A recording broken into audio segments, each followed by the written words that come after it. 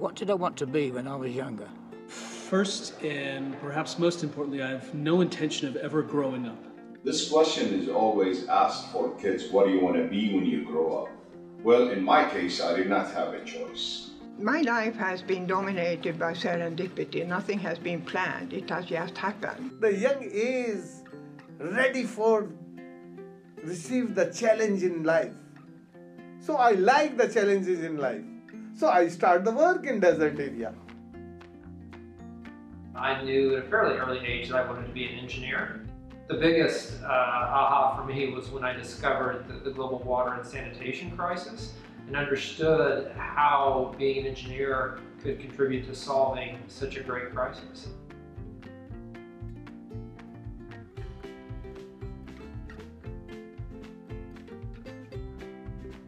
Well, I always loved nature, natural things, so I wanted to be a sort of a naturalist.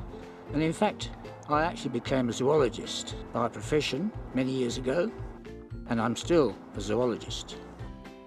My parents wanted me to be to be strong in language, maybe develop into a translator or something. But then reality came in between, and it turned out that I was very strong in mathematics. And then the plan changed, and I turned into an ice expert. My family called me Monten.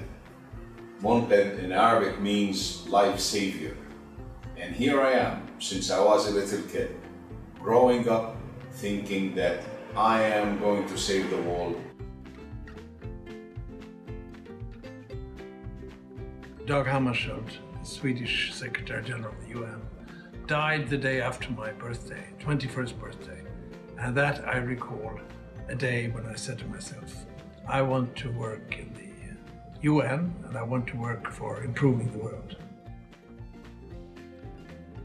I became passionate about the challenge of sustainable development, and this led me to water as really the fundamental issue that we must tackle to manage as an integral part of the well-being of our planet.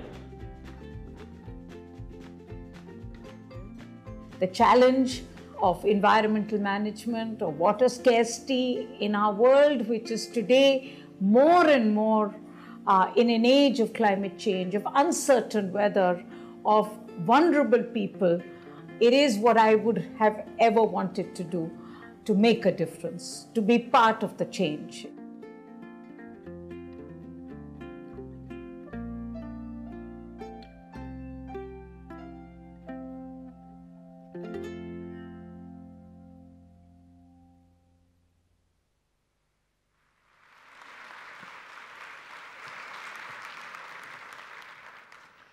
Excellencies, Mayor of Stockholm, Stockholm Water Prize laureate and award winners, welcome, dear guests.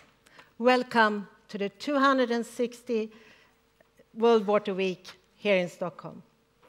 My name is Karin Lexén. I'm the director of World Water Week International Policy and Prizes. And I have the great honor and great pleasure to host this morning's session. We hope that you enjoyed the film. As you might know, this is the year of the 20th anniversary of the Stockholm Union Water Prize. A prize that is very encouraging and inspiring, I would say, and we will see more about that this week. It is interesting to reflect on one's own professional journey, actually. I belong to the generation that grew up during the Cold War, and when the environmental threats at first got addressed and visible. And actually, in this very building, the first big conference on the environment, the United Nations Conference on the Human Environment, was held here in 1972. In our 20s, my 20s, apartheid was defeated and the Iron Curtain fell. That taught us, in that generation, that change is possible, that it's worthwhile engaging for a better future. Today, we do have many challenges. Challenges that also can be turned into opportunities. We who are gathered here today, we are fortunate to be able to work on issues that are critical for the future. We are able to help provide the change that is needed. Therefore, our hope is that this week again will provide us all with the opportunity to come up with innovative solutions and firm commitment. We are again around 3,000 people here in Stockholm from more than 120 countries. We come here all united by the passion for a water-wise world. We have tried to create a friendly and inclusive environment, and we hope that we all can contribute to that. I hope that you will have a very good week. And by that, I'd like to introduce our first speaker this morning, my boss, the Executive Director, Torgny Holmgren. Welcome, Torgny.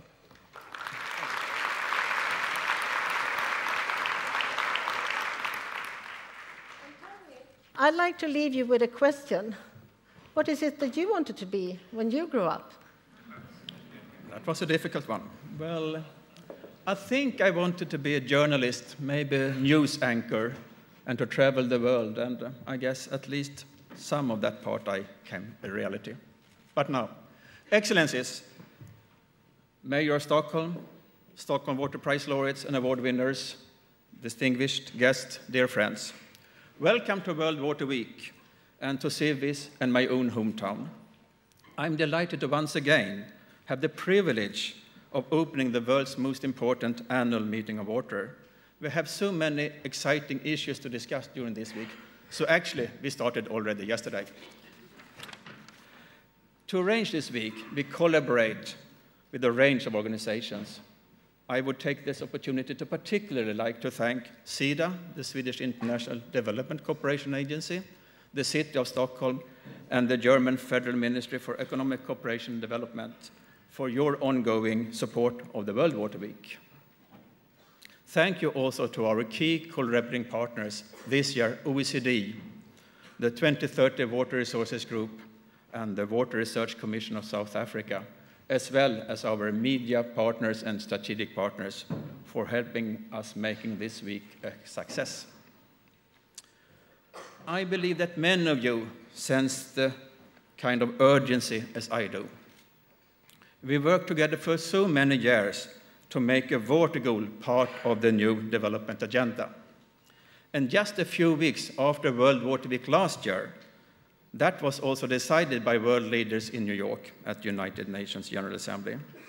We have also worked hard for a number of years to have water recognized in the climate convention talks. And since COP21 in Paris particularly, there is a wider recognition for the role of water in the climate change work nowadays. So now it's time to do what we spoke about for so long, to get going, to start implement those decisions. Of course, for us gathered here today, the Sustainable Development Goal number 6, SDG number 6 on water stands out, but it doesn't stop there. Without water, almost no SDG will be achieved. And water can be the enabler for progress in both Agenda 2030 and in the Paris Agreement. This will also show the power that water has as a connector. It does not only connect the SDGs, it connects also countries, nations, communities, and actors. That is also one main reason why we have decided to provide the World Water Week as an annual opportunity for taking stock of the implementation of Agenda 2030 and the Paris Agreement from a water perspective. The response to this has been tremendous. Not only will we only welcome the UN Deputy Secretary General Jan Eliasson later this week to discuss this with us, but I'm also very pleased to have with us not only the current, but also the former and the incoming presidencies of the climate change talks, from France, Peru, and Morocco. In addition, this week we will have the group of so-called Sherpas of the high-level panel on water, the heads of state panel on water, which was launched by UN Secretary General Ban Ki-moon and the World Bank President Jim Kim in Davos this year. They will be here and meet and also use the week to get input from the broader water community. We chose water for sustainable development, or sorry, growth it is this year. Development was last year. For growth, as the theme of this week because it encompasses the very core of our daily lives. In order to end hunger, ensure good health, build sustainable cities, and fight climate change, we need reliable access to water. And wise water management is central to sustainable growth and to the overarching goal of reducing or lifting people out of poverty. And while we speak of global water challenges, the solutions will almost always be local. It is actually the city mayors, the city council, the local citizens, the civil society, and businesses on the ground that will bring those abstract agreements to life and make them mean something. Sustainable growth is something that we create together. Water should also connect people. There is an image that the water community have been dominated by men, but that is changing rapidly. We see more and more women engaged, which is especially true among the younger generations. Here at the World Water this year, we have some 45% of women in the attendance. And if I look at the Stockholm Junior Water Prize competition, that is an even equal gender equality. We have 25 young women and 25 young men competing for the Stockholm Junior Water Prize this year. To me, these are good signs and encouraging signs, but we still have hard work ahead in empowering women and to achieve true gender equality in all aspects of water and development. Men and women, old and young, we are all in it together, and we will succeed together. Finally, let me reconnect to the water heroes that we just had screened on the screen. In Stockholm, we have this week the next generation of heroes. Young people from 29 countries are gathered here to compete for the Stockholm Junior Water Prize to be awarded tomorrow night. You are all united by one thing, your passion to contribute to a water-wise world. Moreover, you and your generation will 15 years from now check or assess how did we perform in making the new development agenda a reality. I just wonder what your verdict will be. And speaking of water heroes, I have one right here in front of me. We will hear from this year's Stockholm Water Prize laureate, Professor John Rose, in just a little while, and I look forward to listening to you, Professor Rose, today and during the week. Most welcome.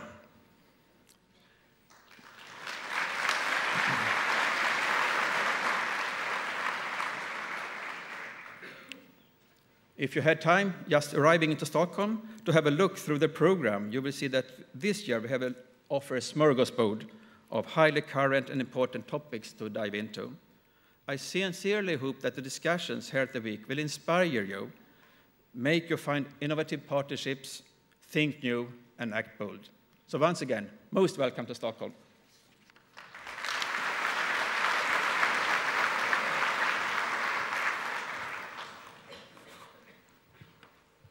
Thank you, Torgny. We are always very proud of welcoming here to our city. The city of Stockholm is an important and long-standing contributor to the week and the prizes. And I believe that this beautiful city provides a very good backdrop to the discussions we're going to have throughout the week. We're also very happy to have the Mayor of Stockholm here with us today. So please join me in welcoming the Mayor of Stockholm, Karin Vangård.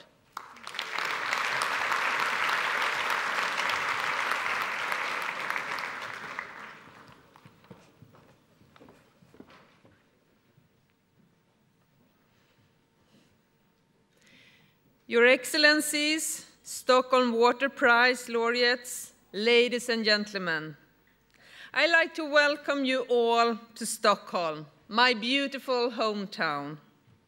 Stockholm is, as you are all aware of, a city of water. The city is located on several islands where Lake Mälaren meets the Baltic Sea. A third of the city has green areas. Another third is fresh water. The theme of this year's World Water Week, Water for Sustainable Growth, is something I deeply care about. Good water governance is a precondition for achieving sustained, inclusive, and sustainable growth. Let me elaborate on that. What has for a long time been one of the key factors in the city's policy making, the waterways, have been our connection to the outside world. It's been the basis for the industrialization and growth. And today, the beauty of being a city on water is what attracts many thousands of visitors to our town. We are fortunate in our close relation to water. In Sweden and Stockholm, we have an abundant supply of fresh water, and we do enjoy the result of forward-thinking decision makers in the past who led our town towards sustainable water management. However, we did not always have good water treatment.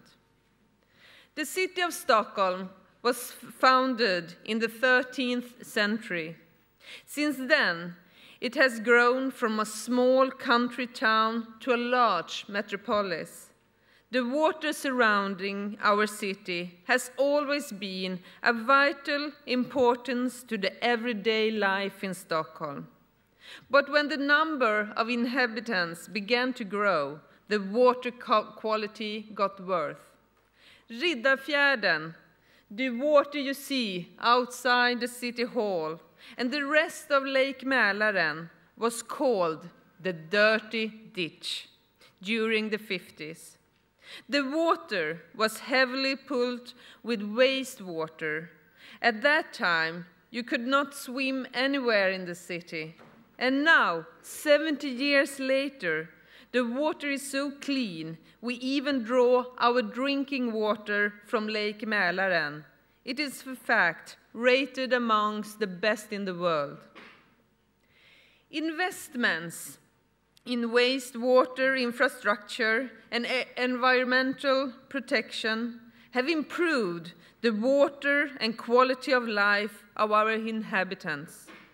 And at a time when the city is growing fast, we need to go on safeguarding the water supply. Therefore, we will continue to invest in resilient water solutions. Our water and the wise decisions of the decision makers is something I'm very proud of. But even now, if we perhaps tend to brag about our water, we still face very serious challenges. There is still a lot to do to improve the ecological and chemical status of lakes and waterways in Stockholm. The Baltic Sea is threatened by extensive over-fertilization. As always, with water resources, the solutions to this and the only possible way to save the Baltic Sea is extensive national and international cooperation. The city of Stockholm has taken an active role in the struggle for a sustainable environment for many decades now. Stockholm is a good example of consensus-based policy making. A sustainable environment has been one of the city's top priority for the last 20 years. And we continue to have ambitious goals for the city of Stockholm on the area on environmental concern. Adaptation to climate change is a major focus for Stockholm. To manage climate change, Stockholm has to aim the city planning, the policies and to make adjustments to the existing city. Since 2014, the city has a new environmental program, a new stormwater management program, and a new action plan for good water status. We have also set an ambitious goal to the city of Stockholm to become fossil fuel-free by 2040. To reach all these goals, the city must excel in all aspects. I have not only set ambitious goals for Stockholm, I also have set clear priorities in the city budget to finance them. Access to clean water is one of the most important international issues when it comes to ensuring sustainable development, peace, and security. Clean water is fundamental from a health perspective, and securing access to all people and a growing population is one of the greatest challenges for the international community. One simple but hard goal should be that every child will grow up with access to clean and safe water. This is a shared responsibility for cities and states across the world. For many of us in the developed world, we take this for granted, but for many others, dirty water is the reality. Technology-driven solutions will not be able to solve all problems. We also have to change our way of life to ensure that future generations can enjoy the clean water and air as we do today. The cities of the world are growing, which is pleasing and at the same time challenging. As cities grow, so do responsibilities. What we do, the policies we choose, are becoming ever more important. Cities represent a large part of our populations, and certainly a large portion of future growth. We have the job growth, the universities, the creative ideas. We also face the biggest emissions, the social problems, housing shortage, the biggest challenges, and the greatest possibilities. Our participation in the struggle for sustainable solutions is key for global success.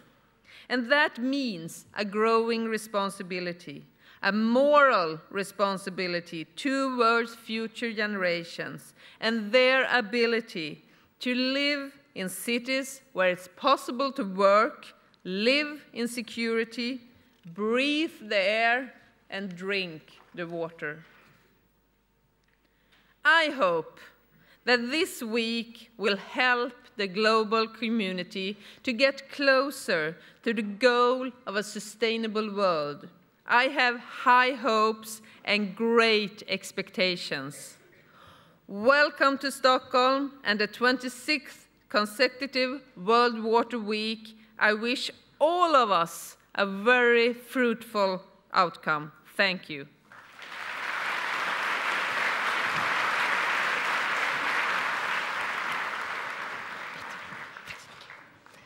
Thank you, Mayor Vangård, for a great speech. I'd now like to, I'm very honored to introduce to you the Swedish Minister for Foreign Affairs, Margot Wallström, who has put sustainability and human rights, not the least the rights of girls and women, at the heart of foreign policy. Please welcome Minister Wallström.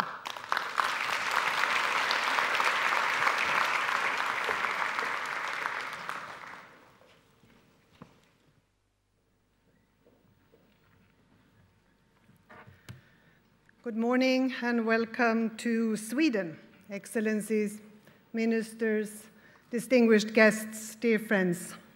Thank you very much for inviting me.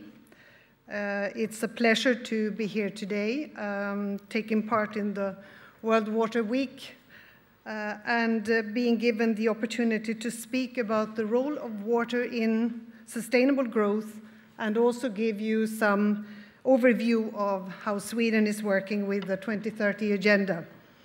And first of all, thank you to the Stockholm International Water Institute for organizing this important event during the past 26 years.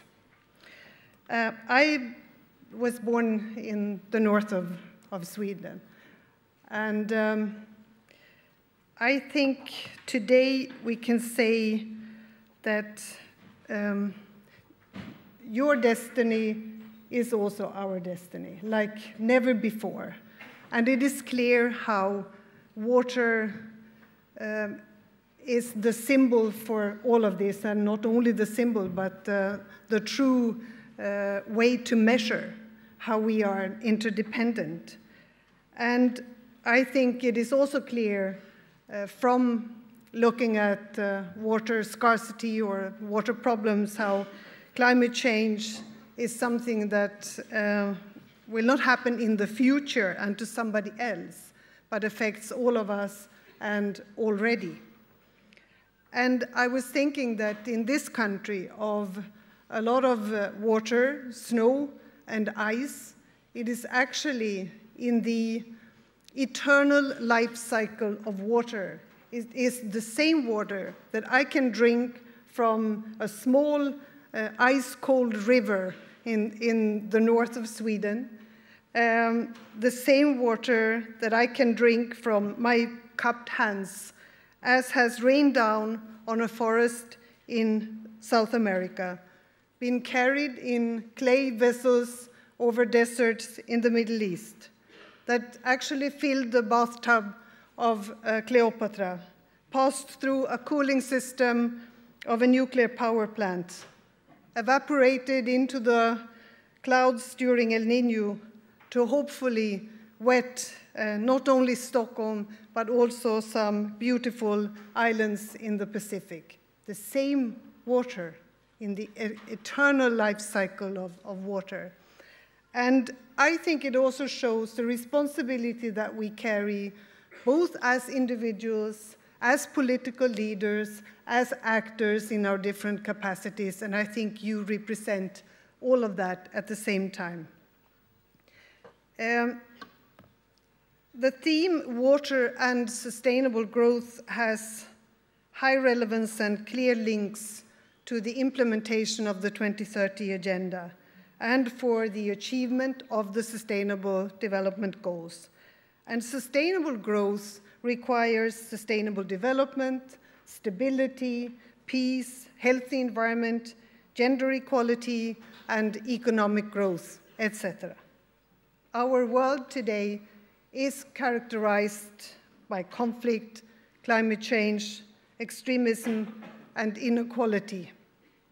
The humanitarian needs seems infinite, and we are witnessing the largest number of refugees since the end of Second World War. And at the same time, the World Economic Forum in the Global Risk Report has identified water as one of the main challenges worldwide.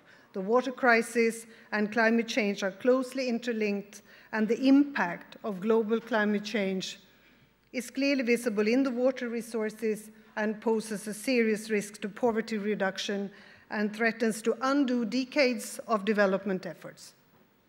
Millions of people are living in regions with water scarcity, and at the same time, a warming planet is increasing the stress on these regions.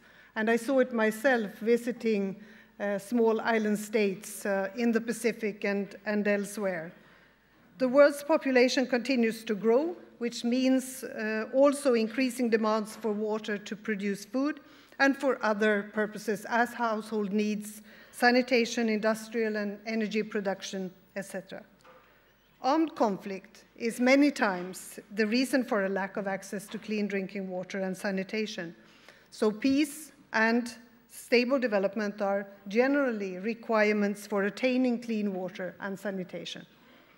Climate change also constitutes a threat to global security as it can be a catalyst for increased tension that could lead to conflicts and poverty. That means increasing competition for scarce water resources. You know this better than others.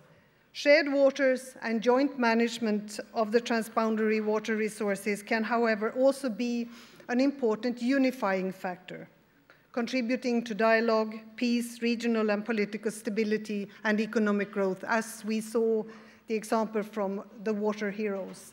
And it is important to balance a rather dark and gloomy picture of today's world with also giving those examples and discussing, as you will do during the Water Week, what can be done, what is possible to do, how can we contribute.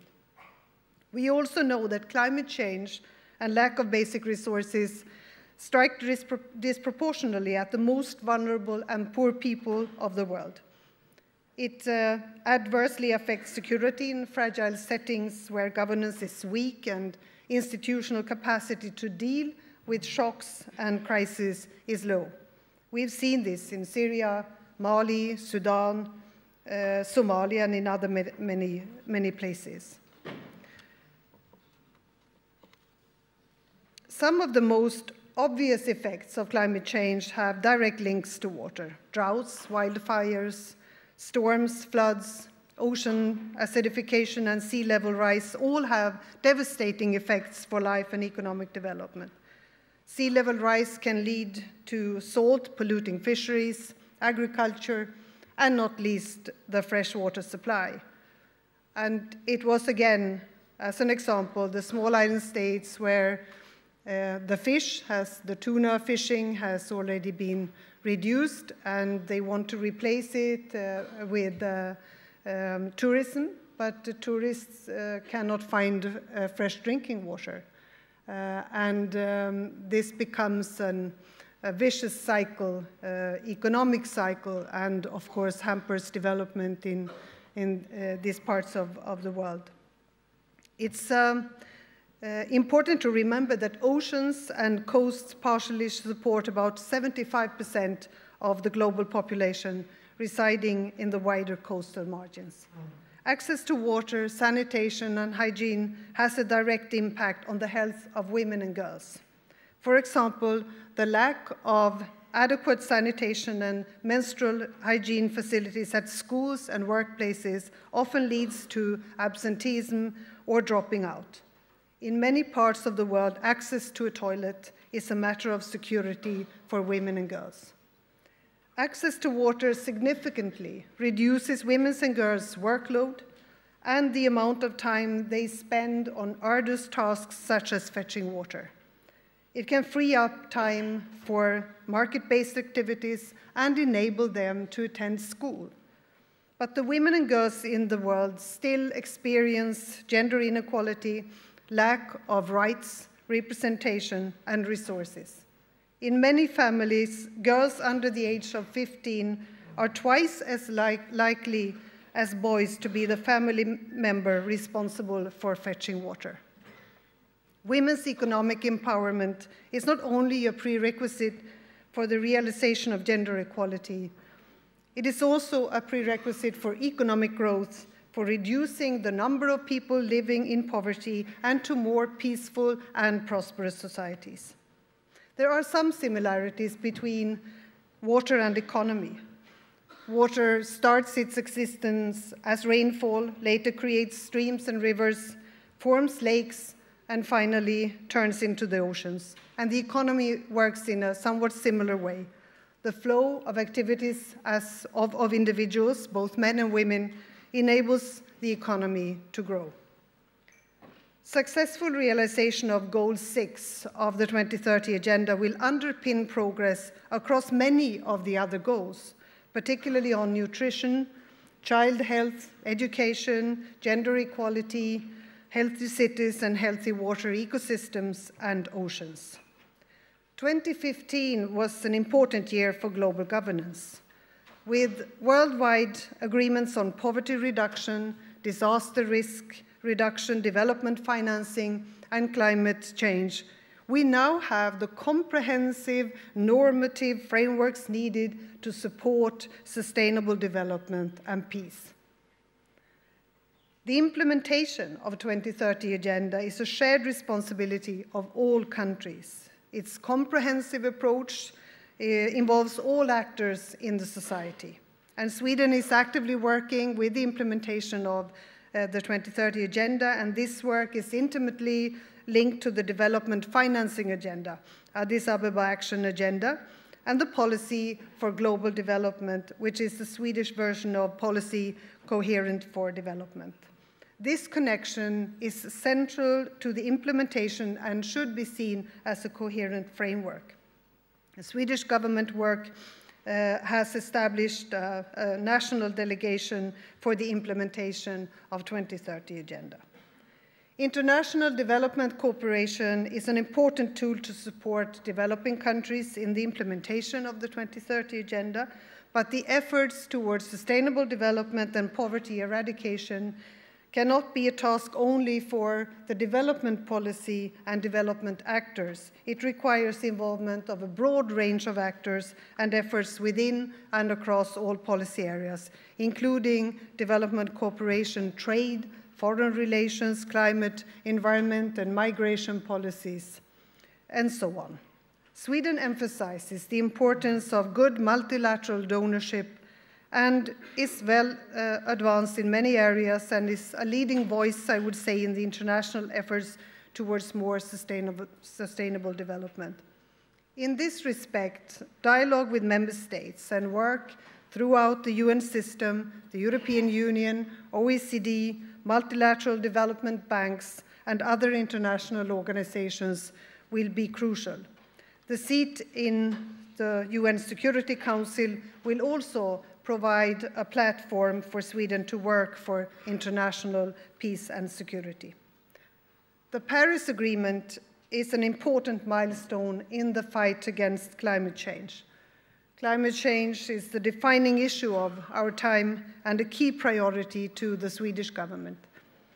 With my fellow foreign ministers within the European Union, I am, and many Swedish embassies are, engaged in climate diplomacy to follow up and spur implementation of the agreement. And Sweden will also, together with Fiji, co-host a high-level UN conference on oceans, which will take place in New York in June 2017. So, ladies and gentlemen, as the world's first feminist government and as a strong supporter of the Women, Peace and Security Agenda, it is crucial to see the gendered effects of conflict, poverty, and scarcity of basic resources such as water. Gender mainstreaming is a strategic approach for achieving gender equality and women's empowerment at all levels of development.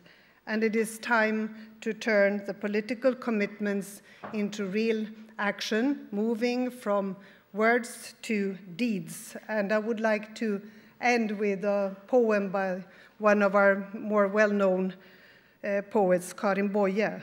And it is actually a poem about water. It's called The Spring Water. A spring water is justice, clear and colorless, a scarce perceptible and strange taste it has. But when wine is to be had, such drink is so poor, nothing but water is the spring, yet I yearn for it there. Nothing but water is justice, nothing much to attain, too close, too hard to love, a bitter drink to drain. Lord, give me justice, give my soul its peer. Lord, give me water, colorless and clear. Thank you for listening.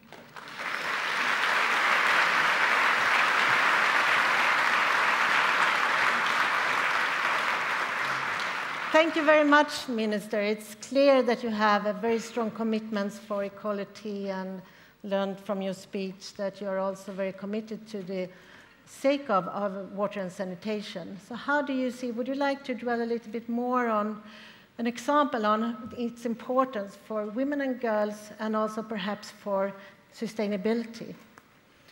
Well, I think to women and girls around the world, access to water and sanitation is a matter of both dignity, health, and I would say time. I found out that there are staggering figures. It's estimated that more than 20% of girls in Sierra Leone miss school during their periods. In Nepal and Afghanistan, 30%. And there are also estimates that indicate that almost a quarter of Indian girls drop out of school when they reach puberty. And the ones that remain in school miss on average 5 days a month or 50 days a year. So of course this means that you will have less of a chance to develop, to help in the economy, to get a proper education, and it will hurt the whole economy and the whole society. And I think often people feel a bit shameful to discuss openly what happens during menstruation for girls, or access to sanitation, or discuss toilets. And I'm sure that Jan Eliasson will say more about this. He knows these issues very well. But we have to discuss this, to give also women and girls a better life. And women and girls spend so many hours fetching water. And it means that also it will not give them time to maybe establish a garden or engage in other activities in society, develop their lives and their personal economy, but also the economy of their societies and their villages.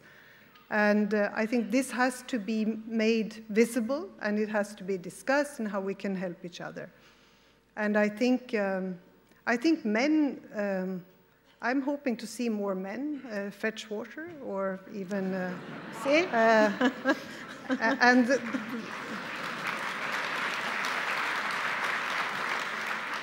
and also get firewood. I think that would change things, start to change things. I know it is happening here and there, but of course it is also a matter of building the facilities necessary to enable all of this, and make the investments, and to realize that men and women have to help each other in making sure that also women can contribute. I also wanted to tell you about the study in Bangladesh when it comes to health, how it impacts women's health. A study in Bangladesh showed that 60% of female workers in a factory there, they used rags from the factory floor as menstrual pads. And this resulted in infections that caused 73% of the women workforce to miss work for an average of 6 days a month. And an intervention to change this saw absenteeism drop to 3%, resulting in, of course, significant economic gains for both workers and the factory owner. And if this scenario can be reproduced in farms, factories, homes, offices, and other workplaces around the world, major socioeconomic benefits will be gained that also contributes to the achievement of other sustainable development goals. And again, it's a matter of accepting that this is part of women's and girls' lives, and also be able to speak about it and deal with it openly, make it a visible problem that you want to face and want to do something about. Thank you very much. Thank you for providing us with such concrete examples. And thank you for being with us today. Thank you. Thank you so much. One of this year's key collaborating partners, the OECD, is a thought leader in showcasing the challenges of unstable water resources, as well as economic tools and incentives to help manage these challenges in a sustainable way. It's a great pleasure to me, therefore, to introduce the OECD Secretary General, Angel Gurria. Warmly welcome. Thank you.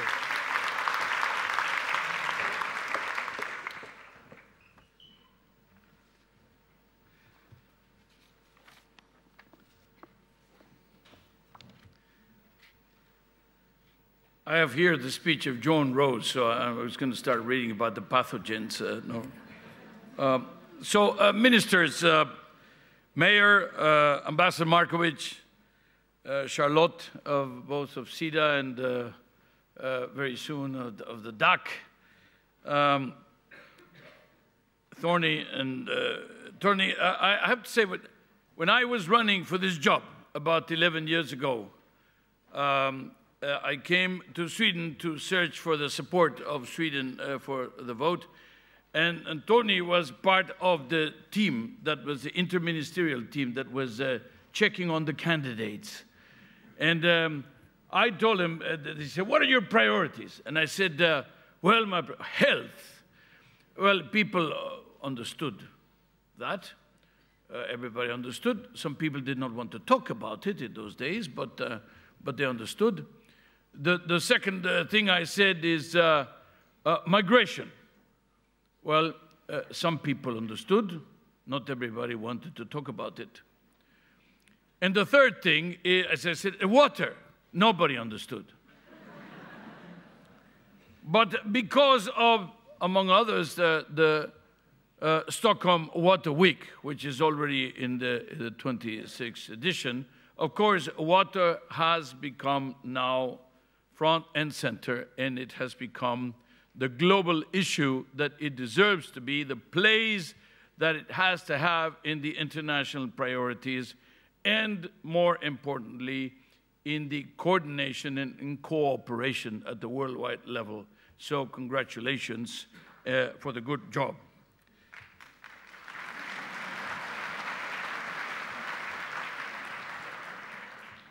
Now, far from being a niche concern, water is at the heart of everything we do, critical to our well-being, key growth driver, central pillar in the agenda for sustainable development. Now, just last year, the OECD and the Global Water Partnership, we produced a report called Securing Water, Sustaining Growth. We estimated that the strategic investment in water security would contribute, not cost, but would contribute about 500 billion, that's half a trillion, to global growth annually.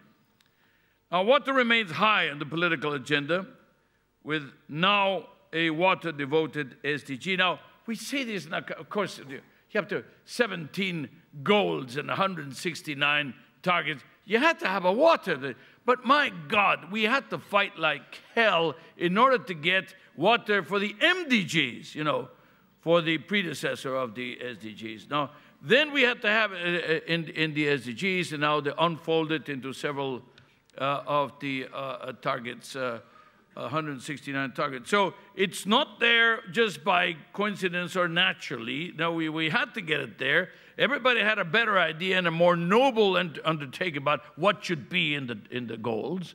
But you target the water people. We won and we got it in. So congratulations. So now the SDG calls for a new forum to bridge the water infrastructure gap.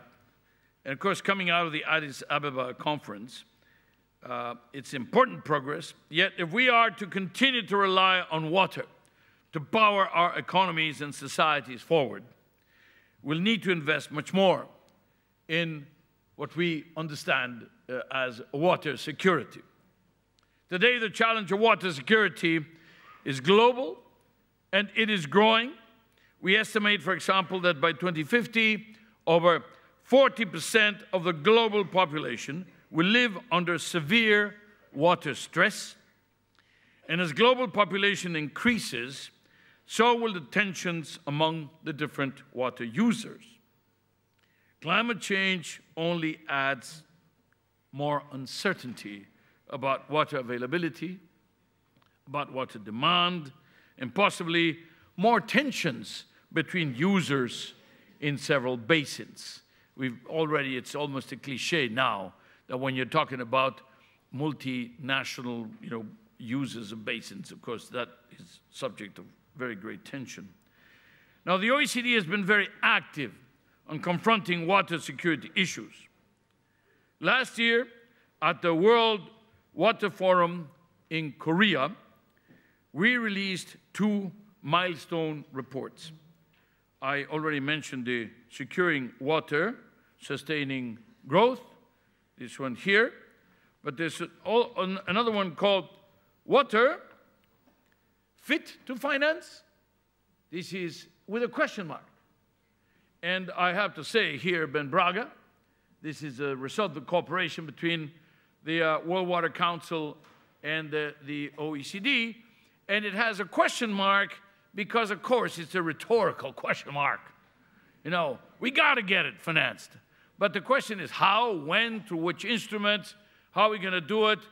A lot of work ahead on getting the question mark out of the title of Fit to Finance.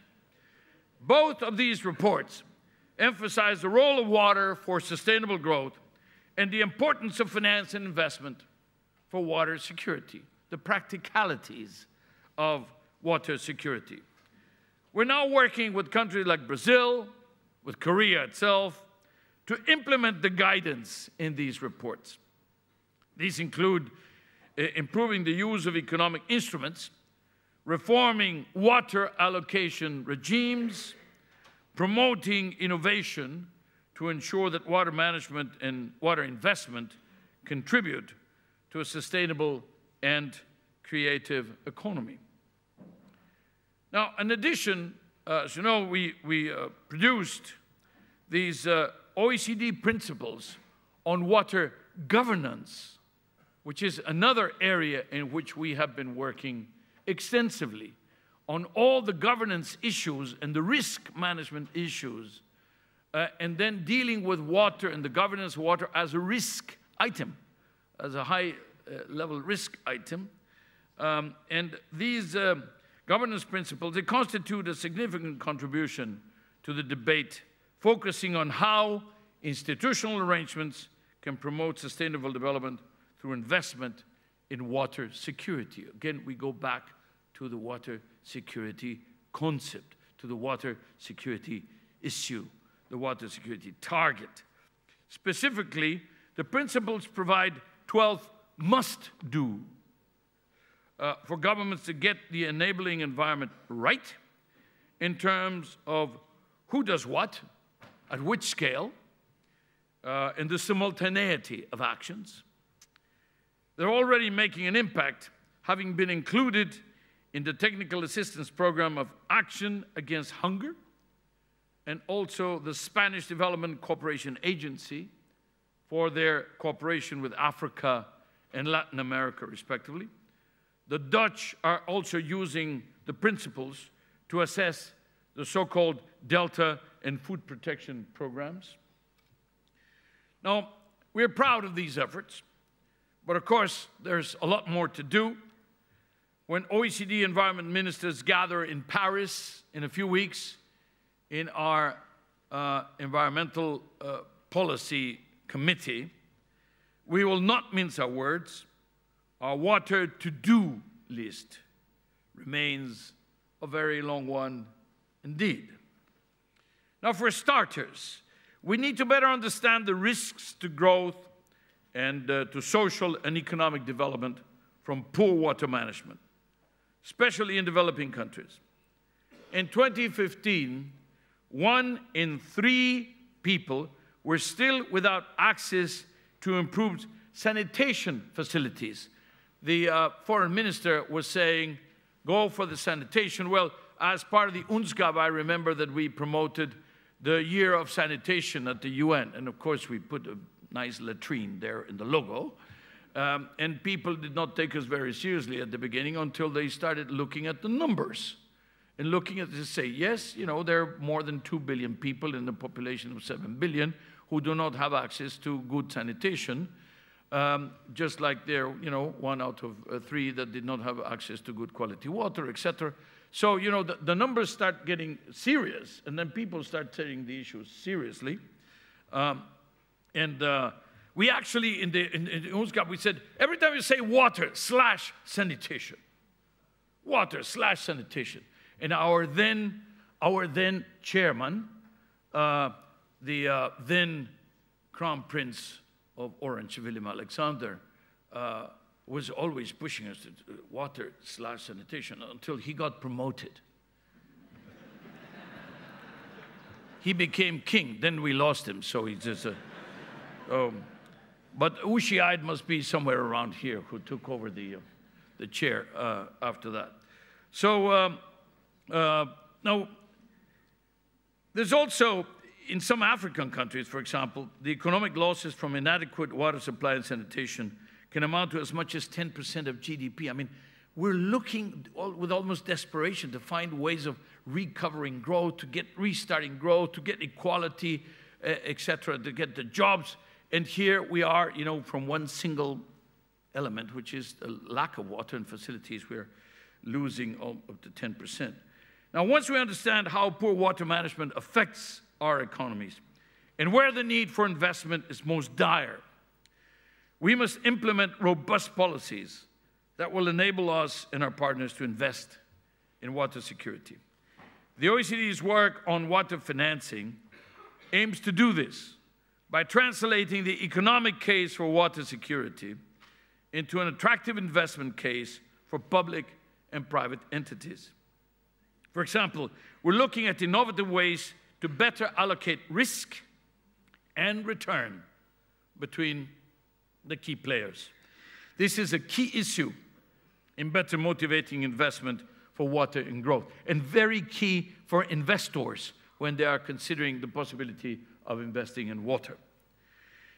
Now, in that spirit, it gives me great pleasure to announce today, here solemnly at the Stockholm Water Week, the Cathedral of Water here, except when there is, of course, a worldwide council, you know, World Water Council every 3 years. Two initiatives, two important initiatives. First, the OECD Global Coalition for Good Water Governance, which will gather hundreds of champions who endorse the principles that I mentioned a while ago.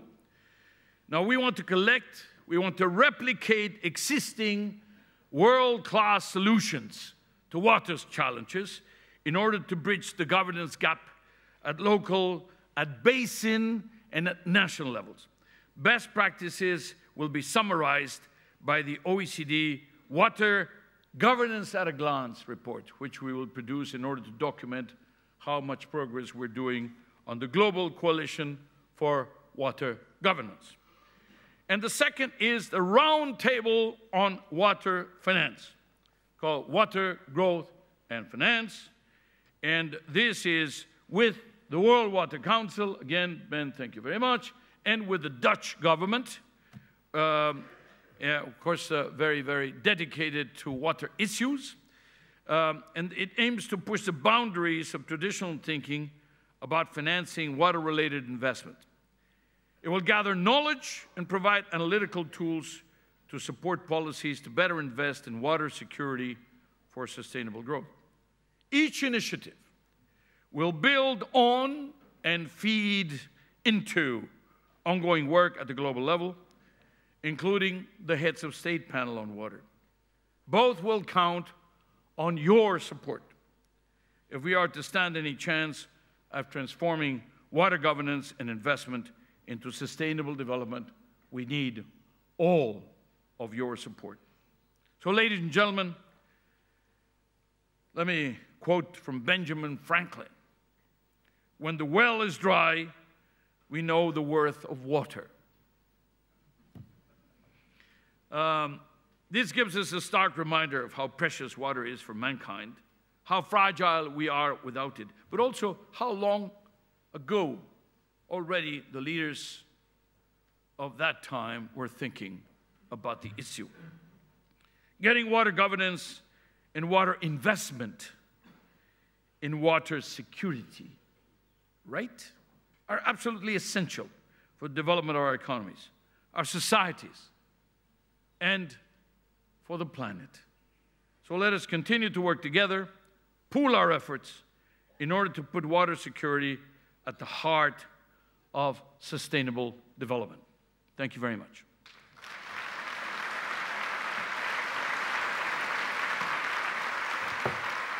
Thank you so much, Secretary General, for a most inspiring speech.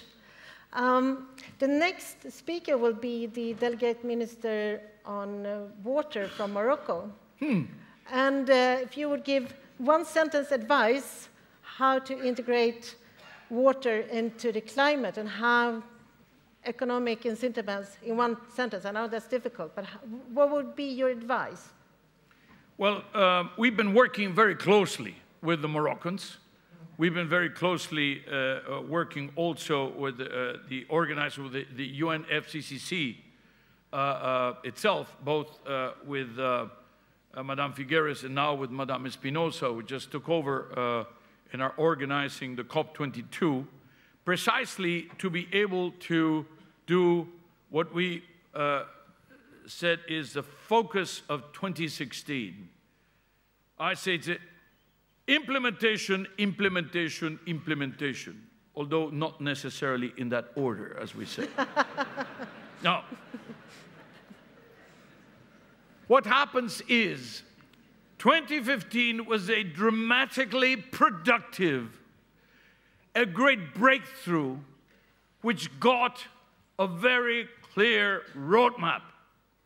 And now we have our priorities, we have our specific targeting, we have 230 different indicators, which will be the GPS of whether we're getting in the right direction, etc. That's for the Sustainable Development Goals. And then, of course, we got COP21. We got our own guidance in terms of the taxation work that is going to be done for the whole of the world in order to get more revenues to developed and developing countries alike, etc. So a very, very good year in terms of mandates. And therefore, 2016, 2017, including COP22, is about implementation and how we're going to make these, you know, national defined targeting happen. It's no longer intended, but now there are the commitments, which, as we know, are not sufficient to get to the 1.5 or the 2 degree targets. Where water is a heart. So now, you put that together with water. We have seen already no more doubts about the dramatic impact of climate change on both, in some cases, the droughts, the scarcity, and in some cases, the too abundant, dramatic oversupply of water in parts of the world. And in some cases, like Australia, which is a continent in itself, sometimes simultaneously fires, droughts, and floods. You know, you no longer have to go anywhere else just to prove it. So I think what I would say to our friends in Morocco is, first of all, count on the OECD, very important. But second, we cannot look at climate change in itself. We really have to look at all the integral components of our environment, and as I said, crucial for the future of our planet. Thank you very much. Thank you very much. Thank you for being with us today. This is our latest Mitigating Droughts and Floods in Agriculture, Policy Lessons and Approaches. We will be launching this one there in Morocco. Thank you. Thank you so much. Thank you. Thank you so much. Thank you. And as I've already indicated, I'm very delighted to welcome Morocco's Minister Delegate for Water, Ms. Sharafat Afellay. We are only, as we heard, a couple of months before COP22 in Marrakesh, and we would like to hear from you what role water management can play in the preparations towards COP22. Please welcome Minister Afellay.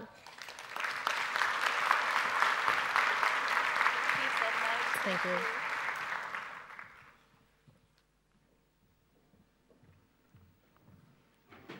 Excellencies, ladies and gentlemen, it's my great pleasure to be here today to participate in the opening ceremony of the World Water Week under the theme of Water for Sustainable Growth.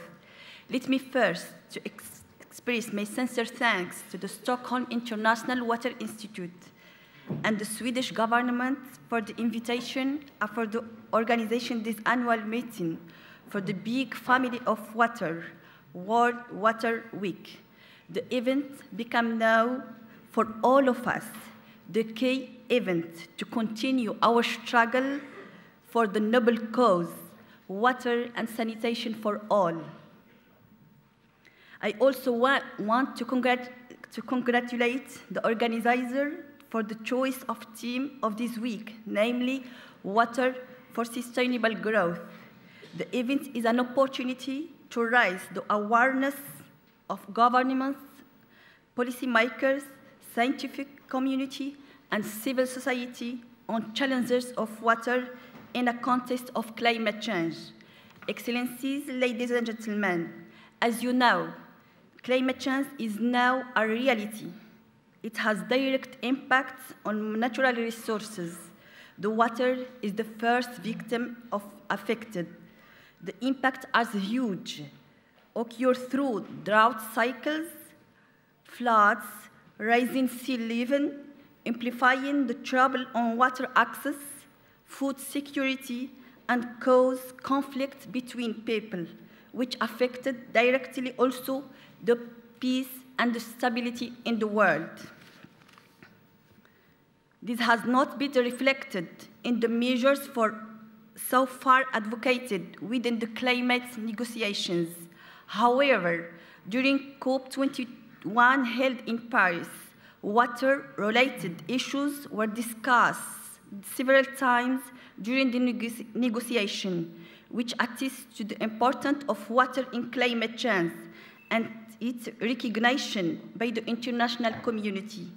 And in order to place water in the center of international negotiation on climate, the ministry delegated in charge of water in Morocco, jointly with the French Ministry of Environment, Energy and the Sea, and the World Water Council, organized in July in Rabat, the International Conference on Water and Climate, midway between COP of Paris and COP of Marrakesh, titled Water Security for Climate Justice.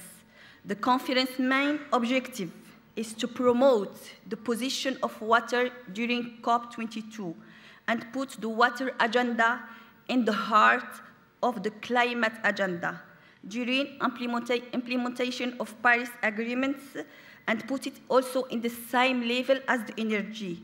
The Rabat conference gave a special interest also to the water in Africa and sanitation in Africa. We have agreed the call of Rabat entitled Water for Africa. By the way, I invite you to join this initiative. At the same time, during COP22, a blue book, le livre bleu, summarizing all recommendations of the Rabat conference and the other events registered in the international water agenda, such as this, the World Water Week, will be presented to highlight some answers and recommendations for the integration of the water during negotiation of climate. Excellencies, ladies and gentlemen, Morocco, as a president of COP22, affirmed the commitment to make climate justice the central axis during the implementation of Paris Agreement and to provide justice to countries that are not qualified as responsible for climate irregularity, but are qualified as the first victim. I mean by that, African countries and similar states. Africa, who needs to complete its development, still suffer from lack of water and sanitation services. We must work all together to contribute achieving SDGs in Africa through the development of water resources mobilization, infrastructures, qualification of human capital, and access to finance. I take this opportunity to recall the constant and ongoing commitment of the Kingdom of Morocco in the international water community, and also our strong mobilization in all initiatives through the exchange and the cooperation in the field of water. I also take this opportunity to invite you to actively participate in COP22 in beautiful city Marrakesh in next November, together to defend the cause of water that we believe in it. Ladies and gentlemen, finally, I want to thank you once again, the organizers of this event, and I wish you all a very successful and fruitful week. Thank you for your attention.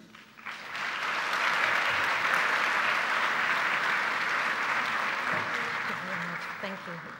Thank you so much, and we will surely follow your endeavors closely, and thank you for the opportunity to engage in such a way that you have done.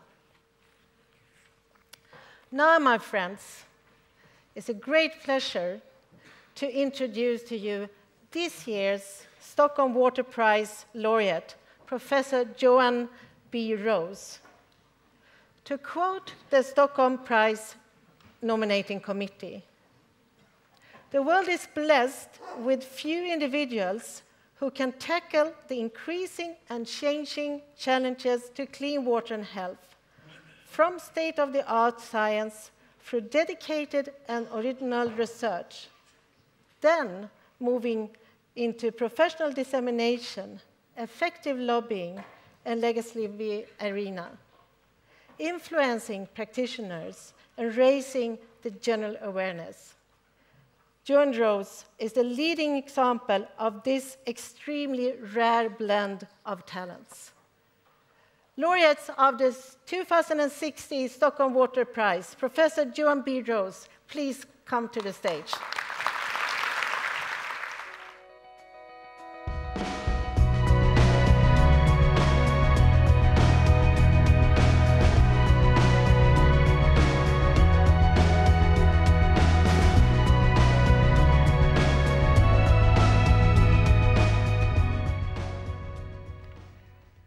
Thank you very much.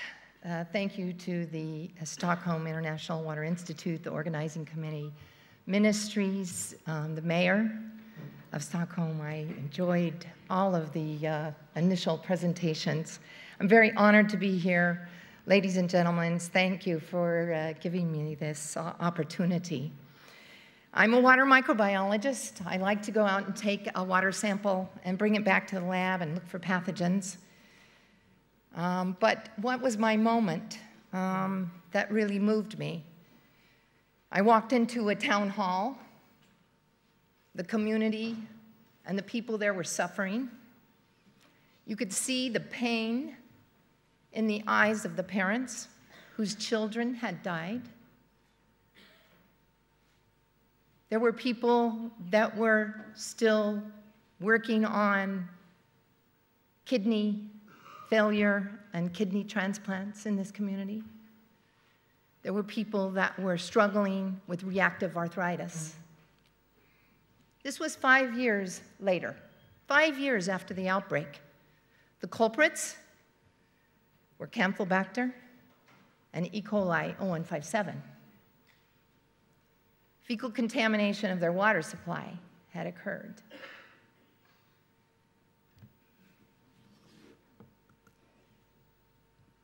So outbreaks occur all over the world. And the outbreaks are the plane crashes of the water business, of the water industry, affecting communities for quite a long time. Right now, we have cholera, an ancient disease we've known about for quite a long time. And we know how fast cholera moves into a community and how fast it spreads. We have typhoid, antibiotic-resistant typhoid now occurring. At borders, such as between Arizona and Mexico, we've had an outbreak of Guillain-Barré syndrome, where a cluster of people were paralyzed. And even in places that we don't expect it, we have disease outbreaks. If we don't pay attention to our infrastructure, or we start to lose control of our infrastructure. Clostridium difficile, very resistant to chlorination. causing an outbreak because of sewage cross-contamination of water supply.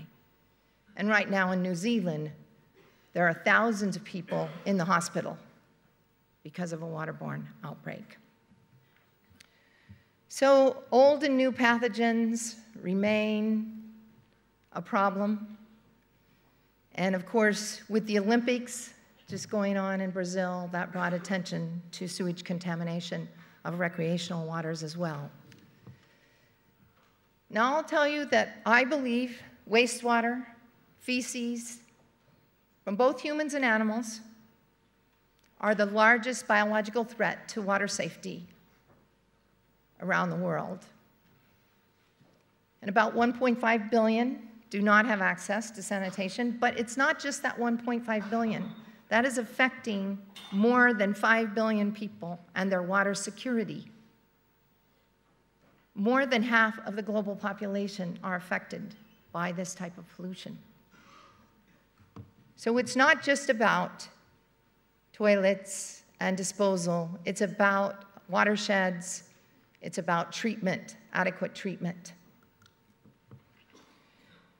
Now, I've been involved in the development of a global water pathogen project. Like I said, I like to go out and take water samples and look for viruses, parasites like Cryptosporidium, and of course bacteria.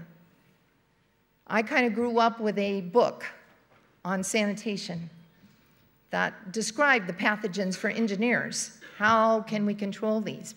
Published by the World Bank in 1983. But so much has happened since then. A group of us got together to decide to redo this book. But how were we going to do it? So much new knowledge was out there in various places, and so many new pathogens. How long would it take us to get this going? And I can tell you that we decided we'd use the new information technology. Put this on the internet, freely accessible.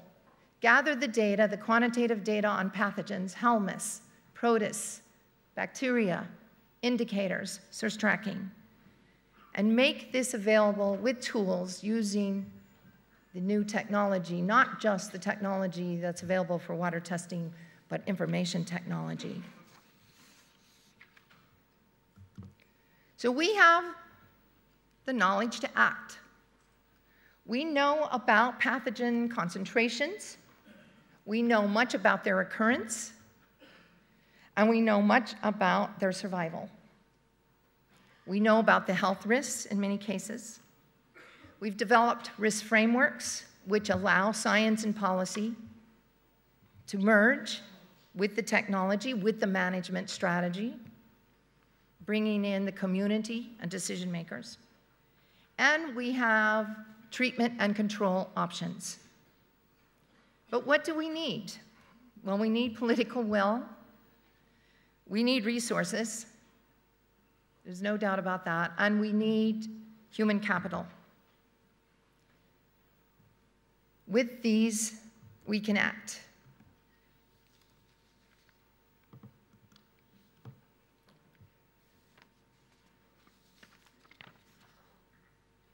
Now, I'm a big supporter of new technology for monitoring water.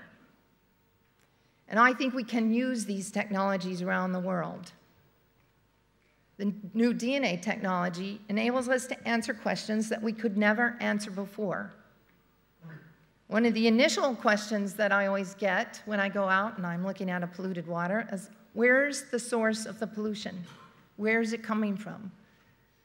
We now have the tools that can tell us, is it human? Is it coming from cattle? Is it coming from chickens? We have that technology, and we've been able to use that technology in Nicaragua, in Africa, and in the United States. What are the hazards and risks? We're going to have to prioritize where we put our dollars. If we look out and say, with the sanitation and sewage revolution, we are going to start building wastewater treatment plants. Where are we going to build them? And How many? How are we going to get started? And where do we want to manage the risk? How low should the risk be? I find it interesting in the drinking water side, we've decided, and we've had discussion and debates about our safety goals.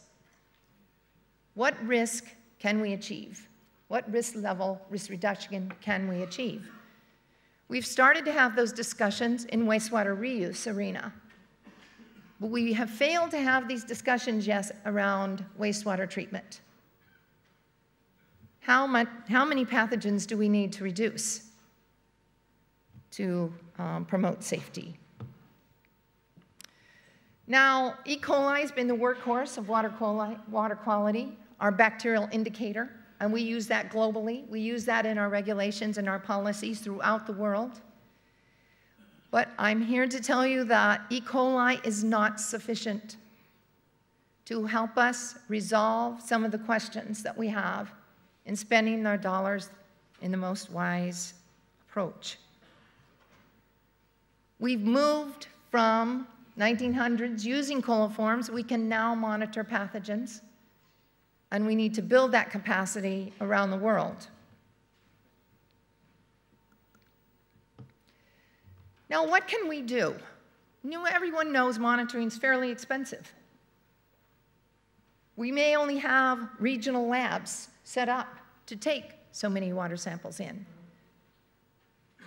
But I can tell you that with much of the data that we have, the global data on population, on the numbers of people served by wastewater, the type of wastewater treatment, we can actually produce global maps.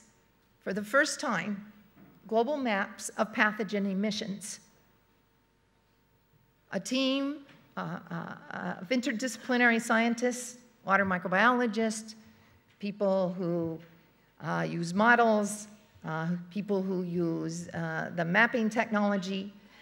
We've come together and we've been able to develop maps for cryptosporidium and rotavirus. These maps are fairly good at resolution. They can go down to 100-kilometer grids, which means that we can start to look at our watersheds, our transboundary waters. We can start to look at the emissions of pathogens. We can start to get some coverage around water quality that we could never get before. And we cannot get simply by saying we're going to monitor everywhere, because it's not possible. So we can be strategic. We can be very strategic about our monitoring, and we can produce these global maps. These maps now are being linked to hydrodynamics and the global hydrology professionals. And this is, of course, where climate comes in, because with climate change, you could have very seasonal changes in your hydrology. You could have droughts that last 3, 4, 5 years. And we know when hydrology changes, when climate changes, the concentrations of pathogens are also going to change. Their movement is going to change, their transport is going to change, their survival is going to change, and thus the risk.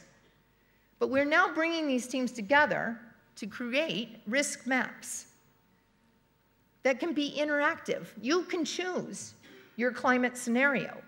You can choose your wastewater treatment technology scenario. You can look at your opportunities to reduce risk at these watershed levels.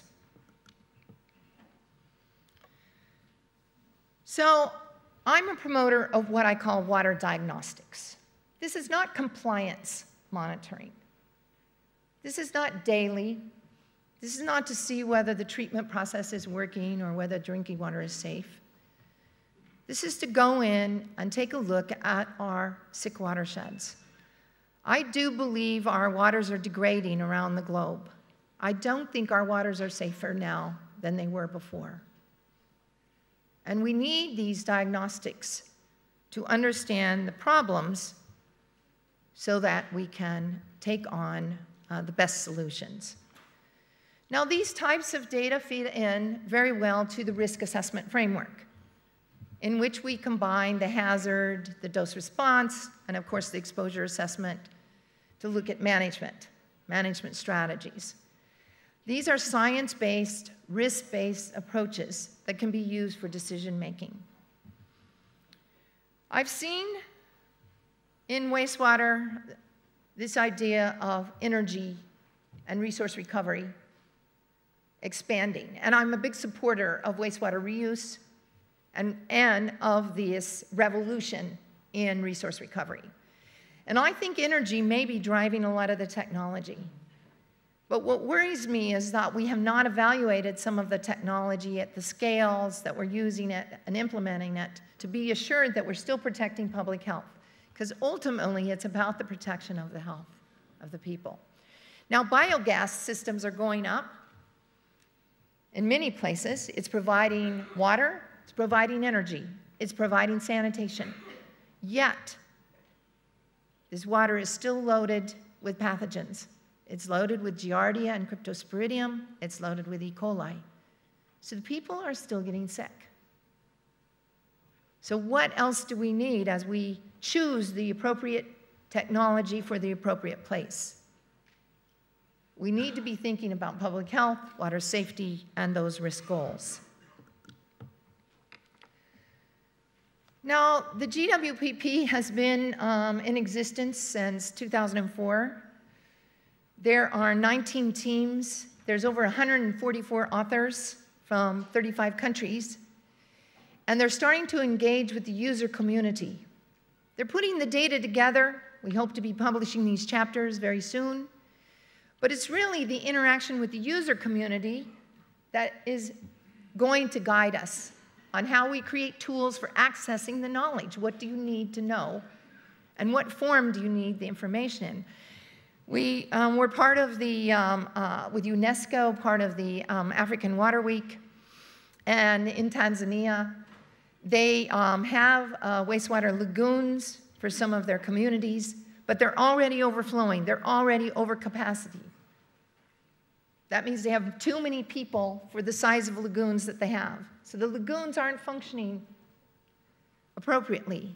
And they want to, in the next 3 to 5 years, implement technology that's going to treat the wastewater for these urban and peri-urban areas that then move out and affect the rural community. So this knowledge, what type of technology are they going to use? How are they going to use it? Where are the innovations occurring that they can implement their strategy? I also think that these investments are part of the blue economy. I think they're part of the sustainable growth. We know we have to train a number of individuals. We know we have to set up labs. And so we do have people working on water diagnostics, but you also need engineers. You need people that understand financing in water, risk communication, watersheds, hydrology, climatologists. We need so many professionals trained to come to the water business. And I think that that's going to be part of the goal. It's going to be part of the sustainable growth. And it's not just about safe drinking water. It's about ecosystem services. It's about all the services that clean water provides. We heard about tourism and recreational water being important, and fisheries being important. All of these are going to rely on clean water. The challenges remain. We've got antibiotic resistance emerging, as I've already mentioned. We still haven't eradicated polio. Had a small polio virus outbreak, and despite all the efforts of the vaccine, and polio is a fecal oral pathogen, and where the feces go, that virus plus hundreds of other types of viruses that can be found in feces are found as well. So we need to think about controlling numerous different pathogens through sanitation, because we won't have vaccines for every single pathogen that might be found in wastewater or in feces. So what I'd like to leave you with is that the GWPP is a network of people from all over the world, and they are ready to work and willing to work with the global community, engage with the global community, find out what you need in terms of knowledge, help with the discourse, bring the disciplines together, and train the next generation of scientists that are going to be needed as we move into this, I think, next phase of water and water quality. I want to thank you again for this opportunity to address you this morning and to be part of this opening session. And I'm looking forward to the week and the discussions around water quality and health. Thank you.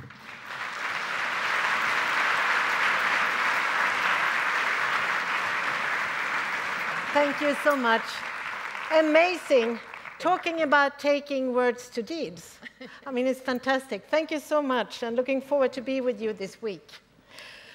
We are now entering into the next stage of the session. We are setting up for a panel, and while we are doing that, we will show a short video on the celebration of the 20th Jubilee of the Stockholm Junior Water Prize. And meanwhile, I ask the panel to come forward.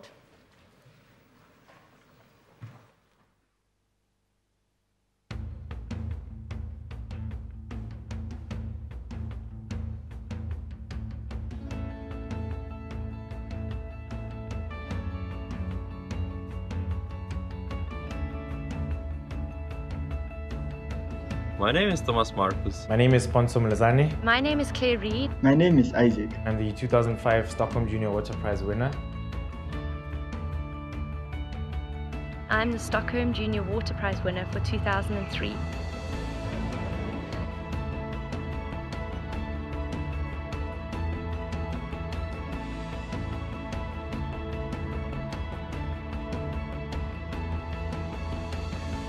My invention, which won the award at the time, called Waterwise Real Gardening, is now a fully fledged business called Real Gardening.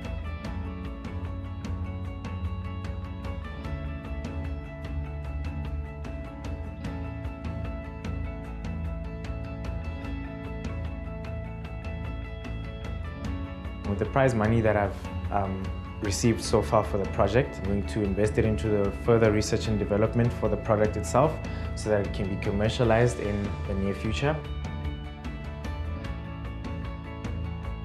Thanks to the Stockholm Junior Water Prize, now I'm sure that I would like to become a civil engineer. Today, I stand as the project field assistant for the Ghana Country Water Partnership. I am studying towards my BTech, Bachelor of Technology degree at the same institution where I work, and I intend to do my master's, specializing in water engineering. We absolutely love implementing school and community gardens around South Africa, and it has seen us go into over 300 schools and more than 300,000 households.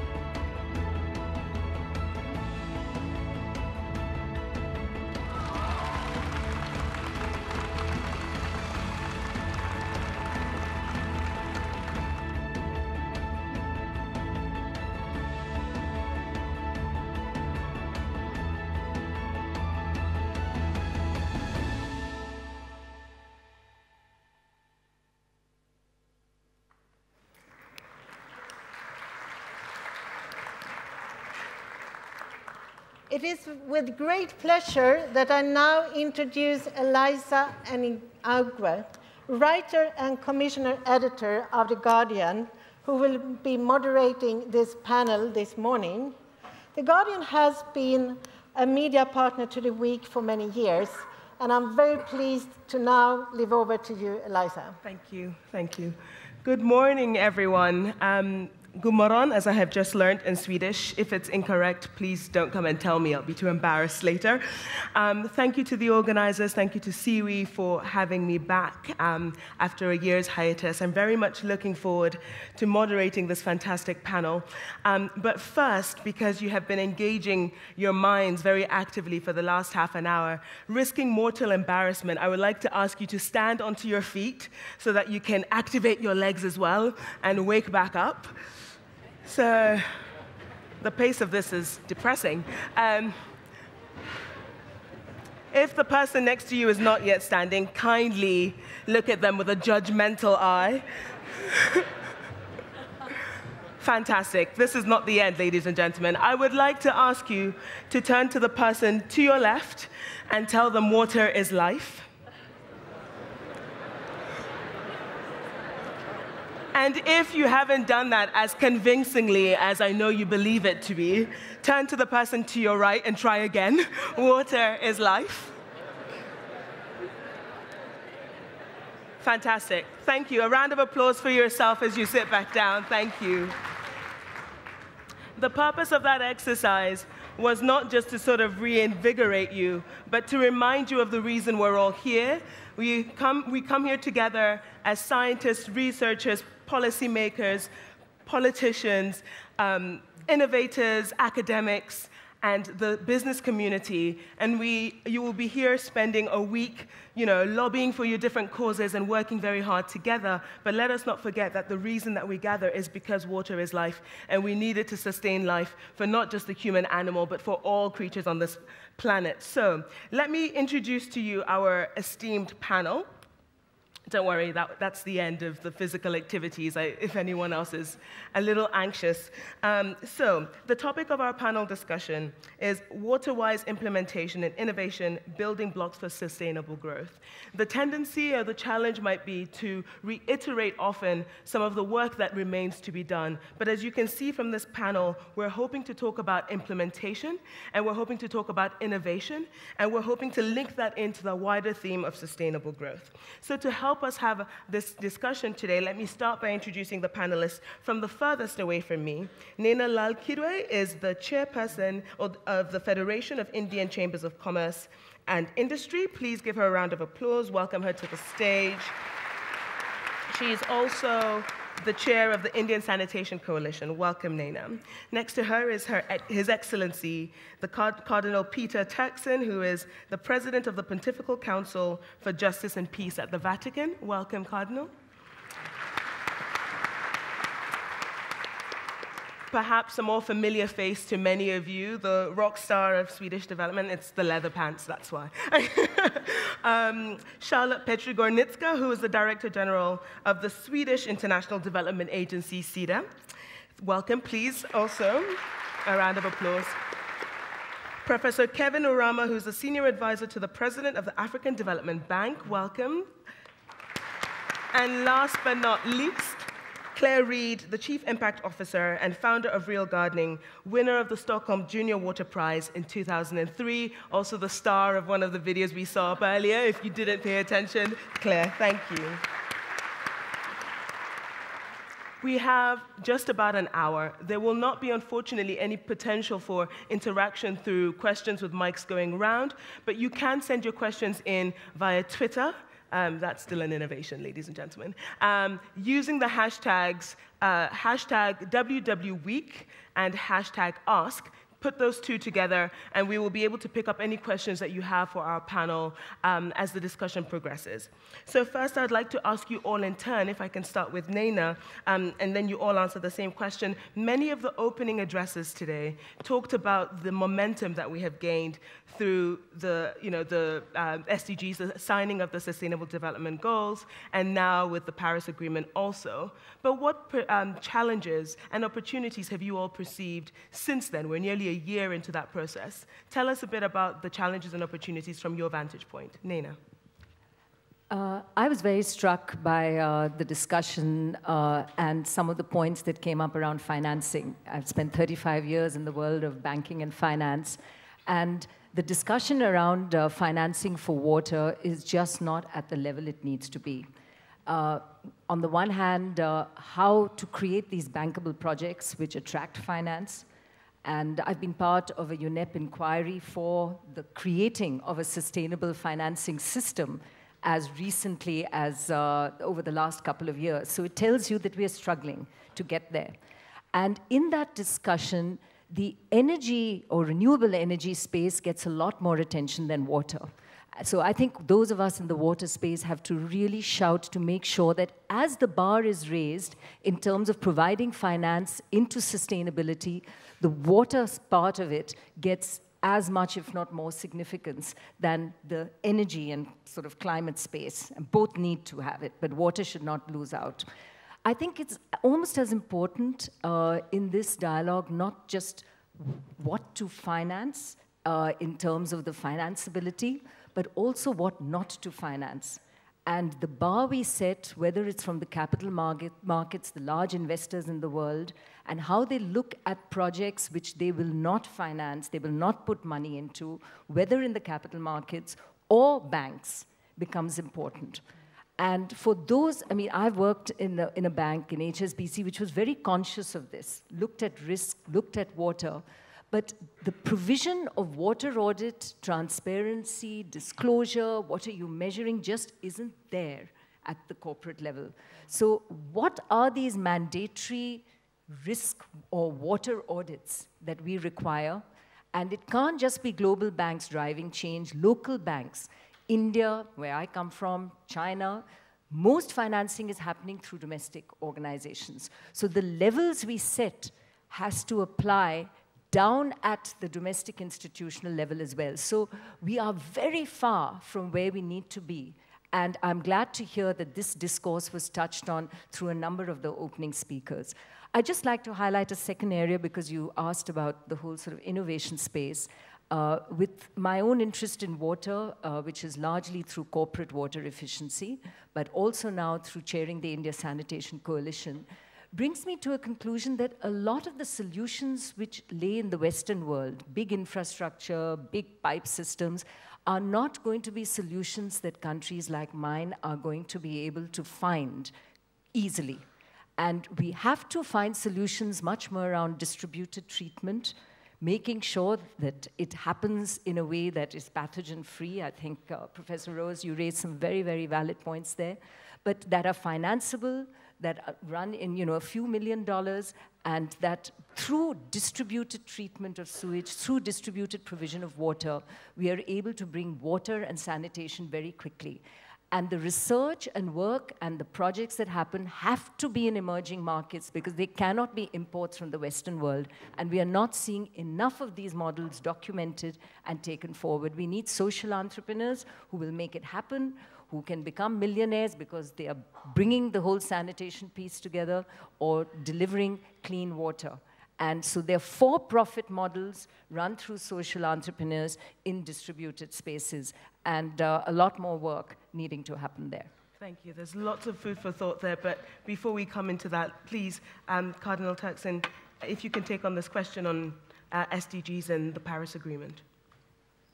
Well, thank you for the opportunity, for the occasion, for putting all this event together, and for inviting us from the constituency that we represent.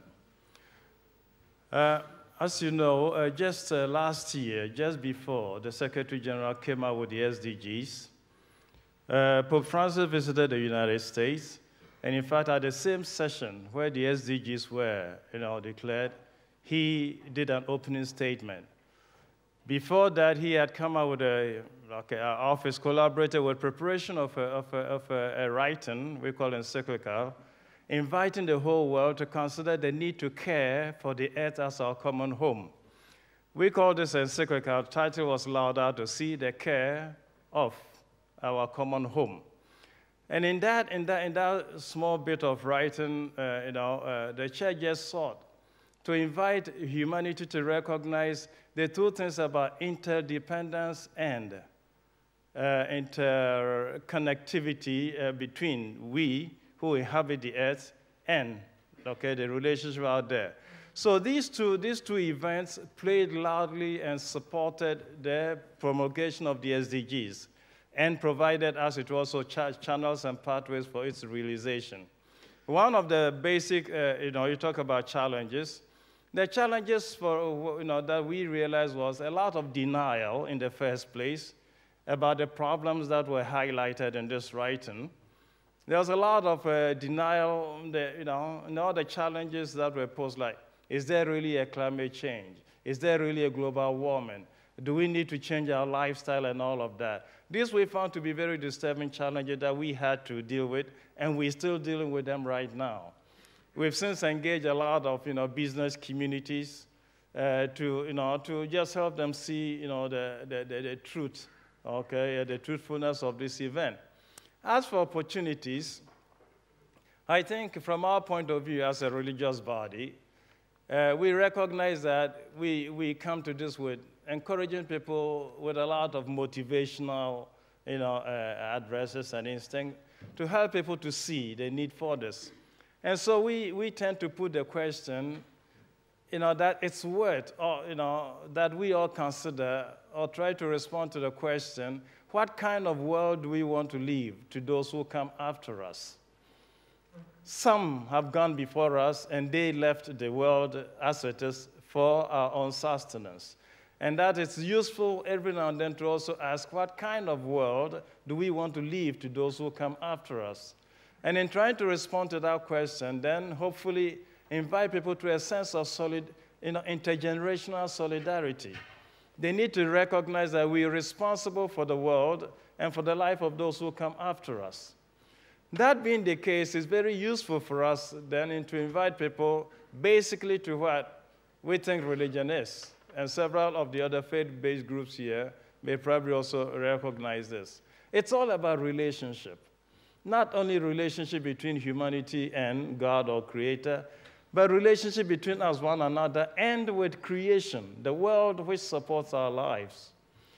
Human beings are basically made up of material of creation, the earth. We breathe its air, we drink its water, and we're sustained by everything that we call ecology or nature. Therefore, it's so very important for us to recognize this interdependence and therefore the need to respect these elements which support and sustain our lives.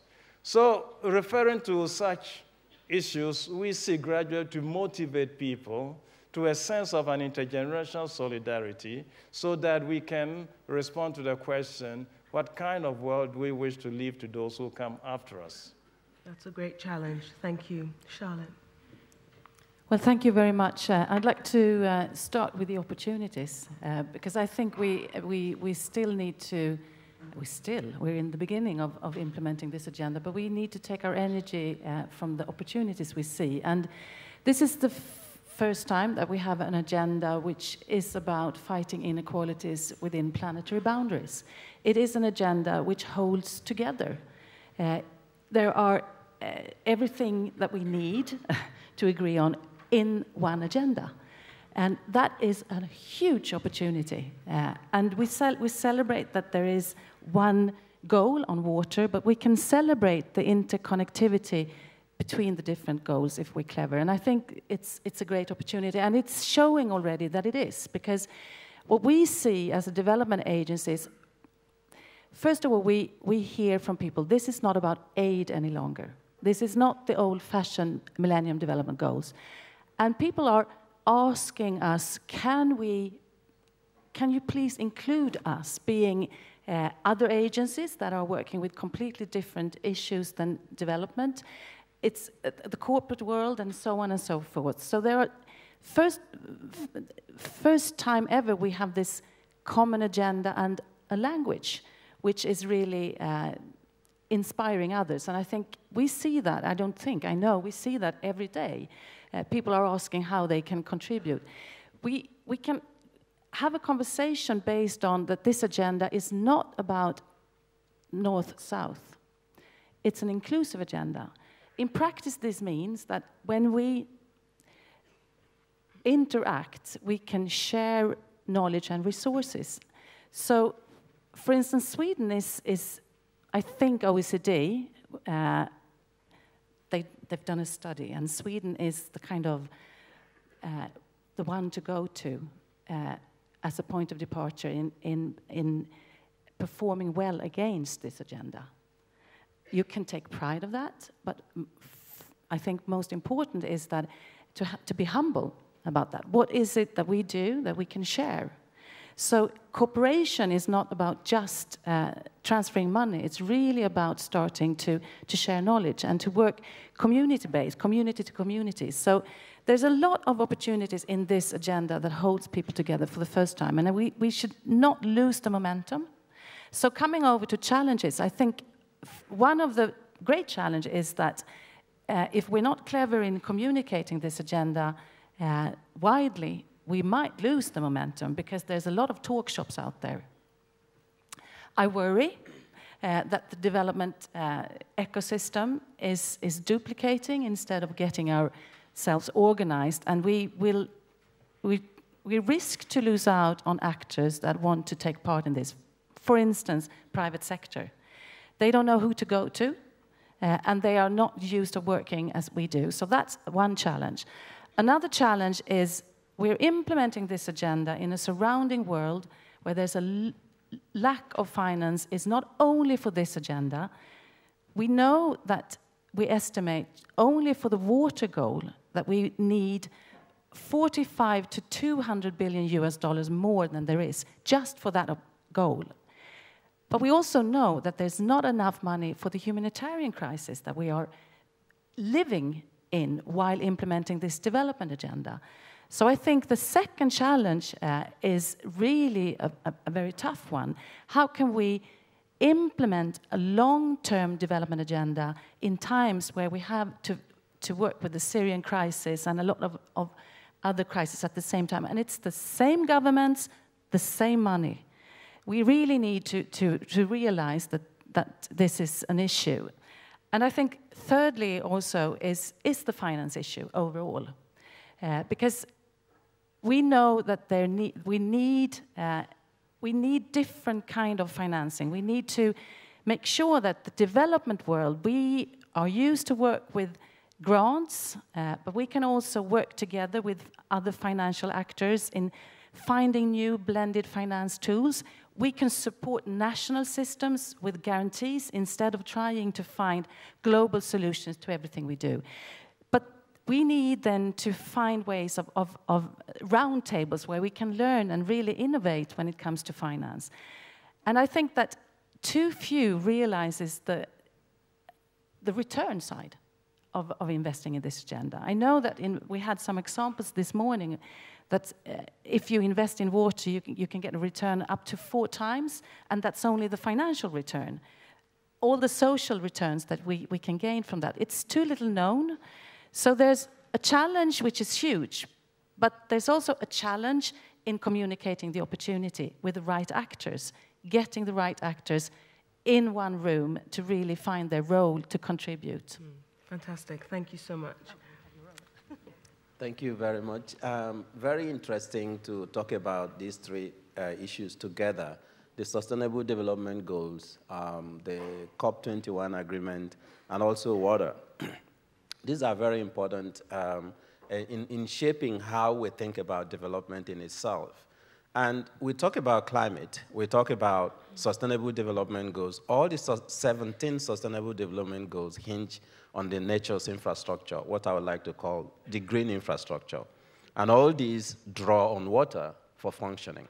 Our body systems, the plants, the air, everything we do is all around water. So in my view, the place of water in the discussion has not been as prominent. That's one challenge that we are facing. And because it hasn't been as prominent, because of this competition in terms of the flow of financial resources to implementing COP21 agreement and also the Sustainable Development Goals, one fear is that there may be just too little for water and sanitation. And when I think water, I don't just think of the water we drink. I think of water for energy, water for agriculture, water for industries, and water for domestic uses, and so on. So water is so cross-cutting that it might be left in the middle in the way that we think about implementation of these. And we therefore need to structure financial programs and innovations that will allow the water sector to draw on all the other sectors and be part of that in terms of the discussions on how we move forward in the implementation of these agreements. Now, on the challenge for the perspectives for Africa and developing countries, One challenge that's already emerging is how we interpret and implement these agreements. Global agreements are often made, common agenda, common goals, but then in the implementation, the developing countries often become at the receiving end because countries will go back to interpret these agreements within their own lenses. And the lens from which they saw the agreement when it was being made may be very different from the lens from which the developing countries, especially in Africa, saw the agreements. And I mean, what are the national priorities in terms of how to achieve the Sustainable Development Goals and how to implement the SDGs, the COP21 agreement. We have the INDCs and all the nationally determined contributions that for the COP21 agreement. Are we going to follow that strictly, or are we going to reinterpret it from our own lenses? That's going to be one major challenge that I see already emerging in the energy sector, in the water sector, and also in different sectors. Another challenge is about public-private partnerships. We need to think about how to leverage the private sector financing, because the public financing, as we have clearly mentioned, is not just enough and cannot be enough. So we need to find a way of making, whether it's on water or on agriculture, in every sector, we need to think of it as a business. It has to have financial returns and have to have sustainability. It's no longer about grants and a social investment alone. We need to think broadly and how do we make this sustainable in how we move forward the agenda. And because we have been told about the intergenerational equity, I need to talk about intragenerational equity. Within now, in the world we live, there's a lot of inequity. Inequity amongst men and women, boys and girls, countries in the different regions, developing and developed countries.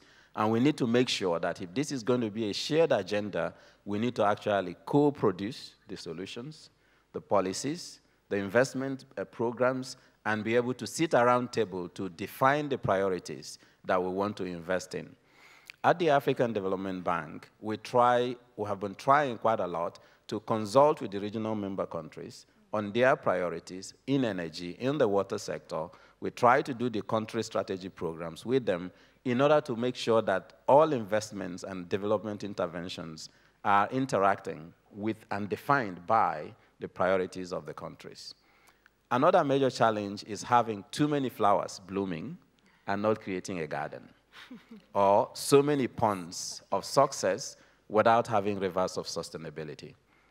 And that is where we have development partners and also MFIs, MDBs, each one defining an agenda and running in to do it with the countries. Sometimes we create duplication of programs.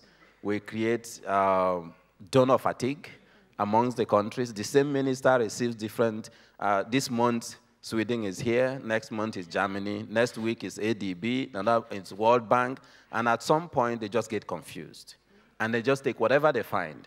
So because the resources are few, so we have to think about the budget constraint that we have and come together and coalesce as teams to work together in defining the programs that needs to be done and going in to implement them so we can curb corruption. Because another problem that comes from that is if you have too many people coming at you as a minister or as a director in a ministry, and you have too many things coming at you, you may not be able to do due diligence completely. And then, in the end, it leads to fungibility of funds. So we need to think carefully and make sure that we plan together and implement together. Just as we gathered together in Paris to agree the COP21 agreement and gathered together in New York for the SDGs, let's also gather together in producing the solutions and implementation actions with the countries that we want to invest in. And in this regard, for Africa, the African Development Bank has developed what is called the High Fives agenda. Looking at the SDGs and the COP21 agreement and all the other development goals that Africa is interested in, and prioritizing on 5 key things that they want to do as Africa in order to be able to move forward inclusive and green growth on the continent. It's about lighting up and powering Africa in a sustainable way. It's about integrating Africa, making sure that we work, in the case of water, transboundary agreements Sometimes we find that investment is there, but it cannot happen because countries are not agreeing yet. So we need to make sure that we use water as a link that brings people together, transportation, energy programs, and so on, that will bring countries together and integrate rather than divide by the national boundaries that has been there. It's about jobs for Africa's youths. In terms of creating entrepreneurship and skills in the water sector, we need to be able to have, there are very many simple innovations that can be done by youths and women around the homesteads in the countries and will increase water efficiency significantly. We need to be able to invest in making those things happen. It's also about improving the quality of lives of Africans and industrializing Africa. And these 5 goals has been presented and consulted with all the regional member countries and endorsed by the countries. So I would like to call on development partners to work with the African Development Bank in co-producing your interventions so that we'll make sure that we can work together to increase the impact, the development impact that will be achieved in a more sustainable way instead of throwing resources at the countries in different times. Thank you. Thank you. Finally. Thank you for having me. I'm going to speak a little bit differently, I suppose, as a social entrepreneur on the ground, working with how to look at the opportunities that the SDGs have given me. Prior to the SDGs coming into effect, I would sit in meetings with corporates, with government, with NGOs, and we would sometimes be talking different languages. And we would sit around a table and not actually understand the aligned win-win situations that we needed to uncover and look for partnerships and how we can work together towards a common goal. The common goal was always positive impact within the communities, but we needed to look at them from what would create win-win situations in our own environment. And I feel that this is what the SDGs have given us. It's given us a palette that we can sit down with and we can highlight, this is what is affecting my current situation within my community or my beneficiaries or my bottom line and my budget or what I need to talk to my cabinet about. And from there we can understand the common ground that we need to get to and the different role in which we all play around that table in seeing that partnership happen. So in my opinion, goal number 17 is often the most appropriate in the partnerships, and that's really where the impact happens on the ground. And I would like to agree with a lot of the comments that have come through, specifically around the donor fatigue on the ground, specifically around throwing resources at communities where they don't often need that resource that's been thrown at them, but it's because someone higher up has decided that that is what is needed, and it's not consultation on the ground with regards to what is needed or what matters to take the next step. It's often a high-level decision, and then the resource isn't actually needed or used, and something actually very simple needed to be brought in, and no one was consulted about that. So I'm very passionate about, obviously, social enterprise. I'm very passionate about looking at solutions on the ground from a way in which it creates the positive impact, but creates income at all levels while doing that, to really get towards the sustainability that's needed to move away from this donor fatigue and into an environment in which we empower and we're not throwing resources or even talking about the concept of throwing anything at anyone. It's about a concept of how do we hold hands, how do we look at partnerships, how do we understand what drives us and is passionate, what creates that passion, which goal really does ignite that spark within us, and then looking for partners that are passionate about different goals and coming together to then look at the palette as something that needs to be addressed by many people, and people that are passionate about the sustainability and the way in which it can be addressed from creating actual economic growth on the ground and not just utilization of money. Fantastic. Thank you all. There's so much there, so I hope you've been listening closely. Thank you for those who've already sent some questions.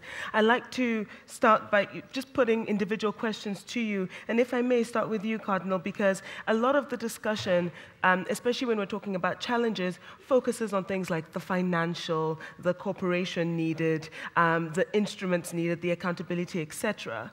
So to those who are asking, well, what is the role here for faith-based organizations? What would you say that role actually is? Well, we need to remember In the first place, that development is about man. The subject of the subject of development is the human person.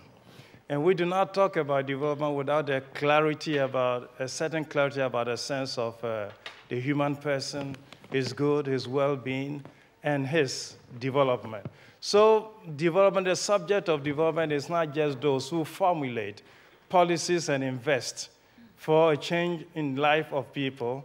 Development is about our subjects themselves who, through development, become something else. In that sense, for us, development is not to be limited to technology and finances. It's not all GDP and change of GDP. It's first and foremost about the dignity of the person, which the very many investments that are made seek to improve upon, to magnify, and to make them realizable for people. Therefore, we tend to talk more and more about development even as a vocation, as something that every person is called to. It's not essentially what happens to people, it's what people feel themselves called to become. And in the summit of their own realization of their own humanity and their own being, human beings, there is this call to become something else, something making use of all the resources around them to realize this. So, beside the provision and the providing motivation for growth, for investment, and or that on behalf of investment partners and all of that, we think that the crucial thing is to focus on the subject of development, the human person himself, to recognize in the first place what it is that we're dealing with. It's not just an object that we wish to manipulate and form in a particular way. It's a subject with dignity. And because it has dignity, it has got rights. And it's all about the realization of this dignity and rights to enable a person to become what he is. Sure. So that's where we come in, to raise the horizon a little bit beyond GDP, finance, technology, and all of that, to something else, which is what we are. Sure. May I add to that? I think it's so important, but it's not necessarily the case that we have to distinguish between the both. I mean, for us, when we do this, we are based on human rights, and we use a human rights approach and a gender perspective, which means that when we invest, I actually think that we put maybe different questions to the table than some actors do, because we are really trying to implement a way of working as a partner with human rights at the center, which means the solutions that we will invest in has to be anchored on the ground. It takes longer, it is difficult, we are very demanding with our partners, but I think this is where we have to have the vocation on being the development people, because if we cannot invest in such a way which really delivers human development, then what? I mean, so I think it's not an either or. We have to know how to blend that as well. So. Eliza, if I can just come in on this, I think when I look at some of the projects on the ground in India that have worked best, it's where communities have been engaged. They become sustainable because the community owns the project, and the government champion will leave to another job sooner or later. But the community's understanding and engagement on the issue becomes critical. And really, I firmly believe that faith-based organizations play a very key role in India, where particularly on the sanitation part, which I'm deeply engaged in right now, caste begins to play a very key role. The significance at an event recently where the guys and the women who cleaned the toilets sat with the religious leaders and had food. The messaging that it sends in that this is also God's duty, that these are also God's people, are equally important.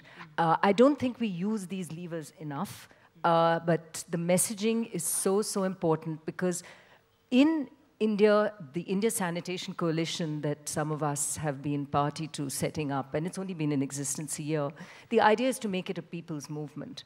And therefore, the communication tools, whether it's through schools, whether it's through people, in terms of why sanitation is even more important than just the building of the toilet and the maintaining of the toilet and the treating of the toilet, because how to use the toilet and ensure that it is right is as important, and ensure that the entire treatment cycle is being done the way it should. So you make governments accountable to you as citizens. Fantastic. Kevin, you wanted to add something to what's been said? Just to, anchoring the need for faith-based organizations in some research that we've done when the Water Framework Directive of the EU was being shaped, we found out that actually when you, through behavioral economics research, that the factors that drives changes in behavior in terms of implementing any policy, we have a global policy, COP22 is just a policy, but it's human beings who have to implement that. And for people to implement that actually social norms and what is called perceived behavior control factors define behavior much more than even economic and financial values and factors.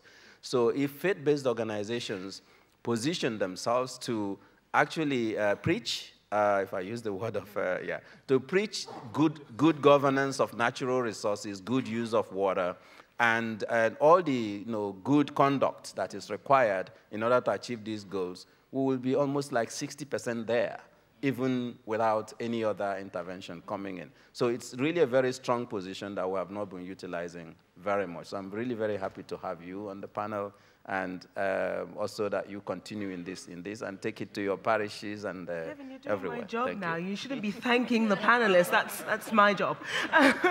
You make me redundant. So, very well done.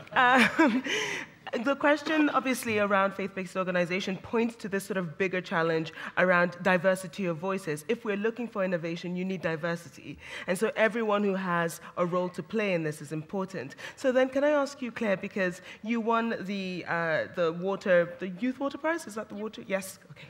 And, that prize is important in bringing in young people, young ideas.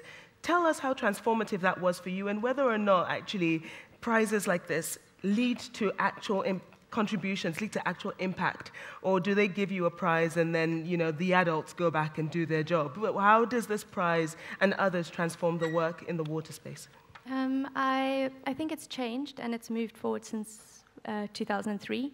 I can speak from my own experience in 2003. I won the Stockholm Junior Water Prize. I arrived back to South Africa to a fanfare of national celebration, if I can call it that. I was in many, many different publications on the front pages of magazines and on TV.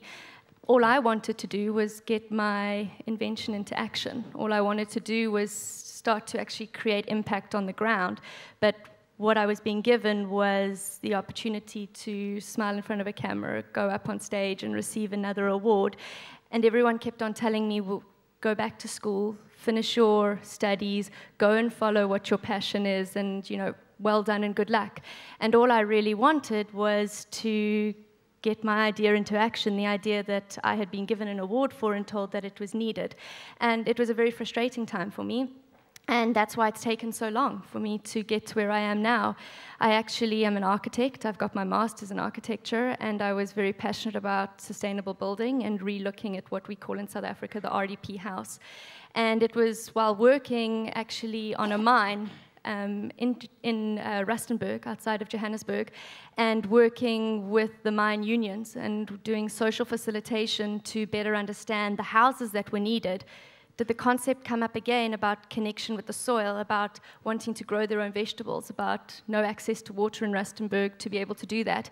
And those were the conversations that ignited me as a 16-year-old coming up with the Real Gardening technology. When I brought that through to Anglo American to ask them, well, if they would use the technology, I was able to secure a loan at that point. It was a loan I needed to pay back with interest, onerous interest, over 3 years, which quite quickly nearly crippled me as a social entrepreneur. But it wasn't the awards or the grants that got my business into action initially. And I was then forced to actually pursue putting the product into retail rather than actually into social impact on the ground, because I needed to focus on making a profit first and foremost. And that was a big problem in the early days of my business. I have been fortunate enough now to be one of the Grand Challenge winners for the Securing Water for Food Grand Challenge, which is a partnership between Sweden, the Netherlands, and the United States. And that really has been a pivotal changing point in my business. It's enabled us to look at scale from a profitable point of view. It's looked at social enterprise. It's looked at creating profitable impact on the ground, not just ticking beneficiary numbers, which I think is something that is so critically needed to be addressed. And it's given us the opportunity to now look at how we scale as a social enterprise with not risk of losing the company, and how we do it in a way in which we're creating proper, sustainable impact on the ground. We're creating food, we're securing water. I mean, over the past 18 months, we've enabled more than 300,000 people to grow their own food, saving more than 19 million liters of water. Can we give her a round of applause for that, please? That's fantastic. Thank you. But it's been a long journey to get there. It's gone from 2003 to 2016. So I really do think that there are amazing innovations coming out from the communities. They're coming out because they're needed on the ground. They're not coming out because a policy decided that they needed to be put in place. They're real. They're often really simple, and they need to be appreciated for their simplicity and for their approachability and for their human nature. And I think that there are more opportunities for young award winners coming through out of the ranks these days, and I'm happy for that. But I really do want us to look at social enterprise, as to look at social innovation, as to appreciate simplicity, appreciate the youth, appreciate new innovative ideas that sometimes are able to create partnerships and transcend lots of the red tape and the bureaucratic boundaries that often have led to not the impact that needs to happen on the ground. Well, let's keep talking about then, because Nena, you at HSBC, Charlotte, your role is to head a funding organization. The African Development Bank looks at this. How do organizations like this respond to the challenge to, support grassroots innovation, to support indigenous knowledge, right? Far too often in my job as a journalist, we're writing up about social innovators from the north solving problems in the south. We're writing up about great ideas that then in practice don't work because they don't come from the communities.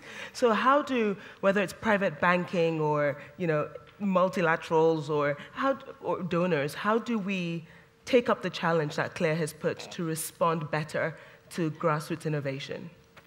If I can start to give one response, SIDA and Sweden is part of this global challenge, securing water for food. When we do grand challenges, we do them for a reason, because we need ideas, not necessarily new, but we need ideas taken to scale, and we want them to be implemented in countries in which we work, not with a north-south perspective if we can avoid that, which means that if somebody from the north is applying for this, it has to implement with people in the country in which the idea is going to be tested. This is because we need new solutions, because we cannot continue to work the way we do only. But one challenge that we have as a development agency is that this is risky, because we don't know this from before. It goes with the whole idea. We're trying to find new ways of working. But we are also very much scrutinized for every penny that we spend. We need to have proof before we spend it that it's not going to be spent, not wisely. So having this scrutiny on our back all the time, this part of the investment that we do overall is, from my point of view, too little. I think we don't take the risks that we should do as development agencies overall. We should communicate with people that it's all about risk, and be a bit more brave and courageous in taking more risk like this, because we need these solutions. And what everybody is talking about is how can we go from small enterprises to medium enterprises. Scale is the buzzword everywhere. We won't be able to tackle that if we don't allow these new ways of working. So I think it's very important that we are good colleagues in talking about that this is risky, but very necessity, and that we have the narrative. And thanks to you and your colleagues, we do have results now. This Challenge Fund is producing results that we can use, which we always need, but it is risky. Absolutely. I think it is about creating an ethos for entrepreneurs and the funding of entrepreneurs. And it's really not going to come from banks who are risk averse.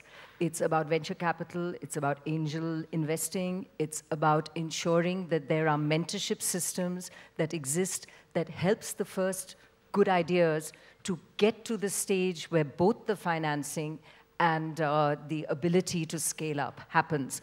I think and in India we have now created these spaces where ideas which come, and I actually do favor prizes. I can see how it distracted you a bit. It didn't give you what you wanted, and there is a danger that that happens.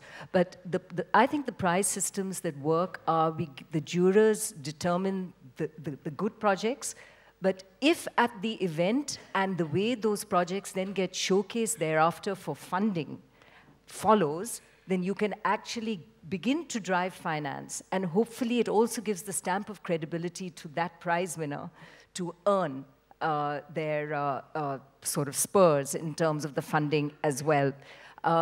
For many of the projects I've seen, they've been mid-career people who've moved away, for example, from projects in the power sector, large public sector companies, with a great idea, which with a small amount of tweaking brings huge energy efficiency. So wonderful ideas which are otherwise lost in this big morass of a public sector company, it gives it a chance to just move out and to be showcased and then funded in order to create that next stage of development. But if that ecosystem isn't there and you don't naturally fall into that ecosystem in the country, and it's typically in-country, it will yield little results. So it's very important that the whole framework is established. Let me just put some, conscious of time, some questions from Twitter to you. So those of you who have handles that aren't your name, forgive me, I won't be referring to you by your name, but hopefully you will recognize your question. And again, sticking to this issue of finance, perhaps I could put that question to you, Kevin, which is, how do we bridge the financing gap in developing countries that have unattractive risk? So what are the lessons you're learning from organizations like the African Development Bank to incentivize the private sector, and not just for gain, obviously, but for sustainable growth, which we've been talking about, the issue of equity? The private sector basically goes into a business for a business. So the bottom line has to be good before the private sector will go in. And that's the role of banks like the African Development Bank, the World Bank, and so on, because there are different instruments, risk guarantees, co-financing mechanisms that can help to bridge, buy off a little bit of that risk from the private sector to the extent that they can now find it useful to invest in it. But in terms of social impact investing, it's also very important. And working together with donors, that we need sometimes concessional donor loans, sometimes you need grants in order to get an idea off the ground, is very, very important. And that's why in my first intervention, I was calling for working together.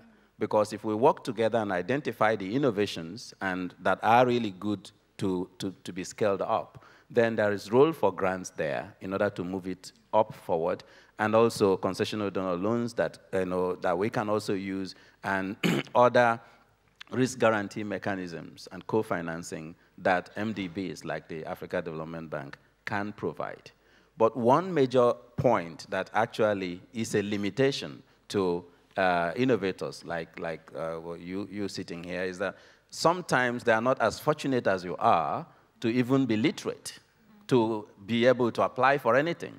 So they just are there and they have these bright ideas on how to do things. There are thousands of that, hundreds and thousands of that. That's part of what we're trying to help out with. So, and that would be very useful if you can do that, because in Africa, you have a lot of innovative youths in villages coming up with very bright ideas and are just being orphaned there because they have no parenting.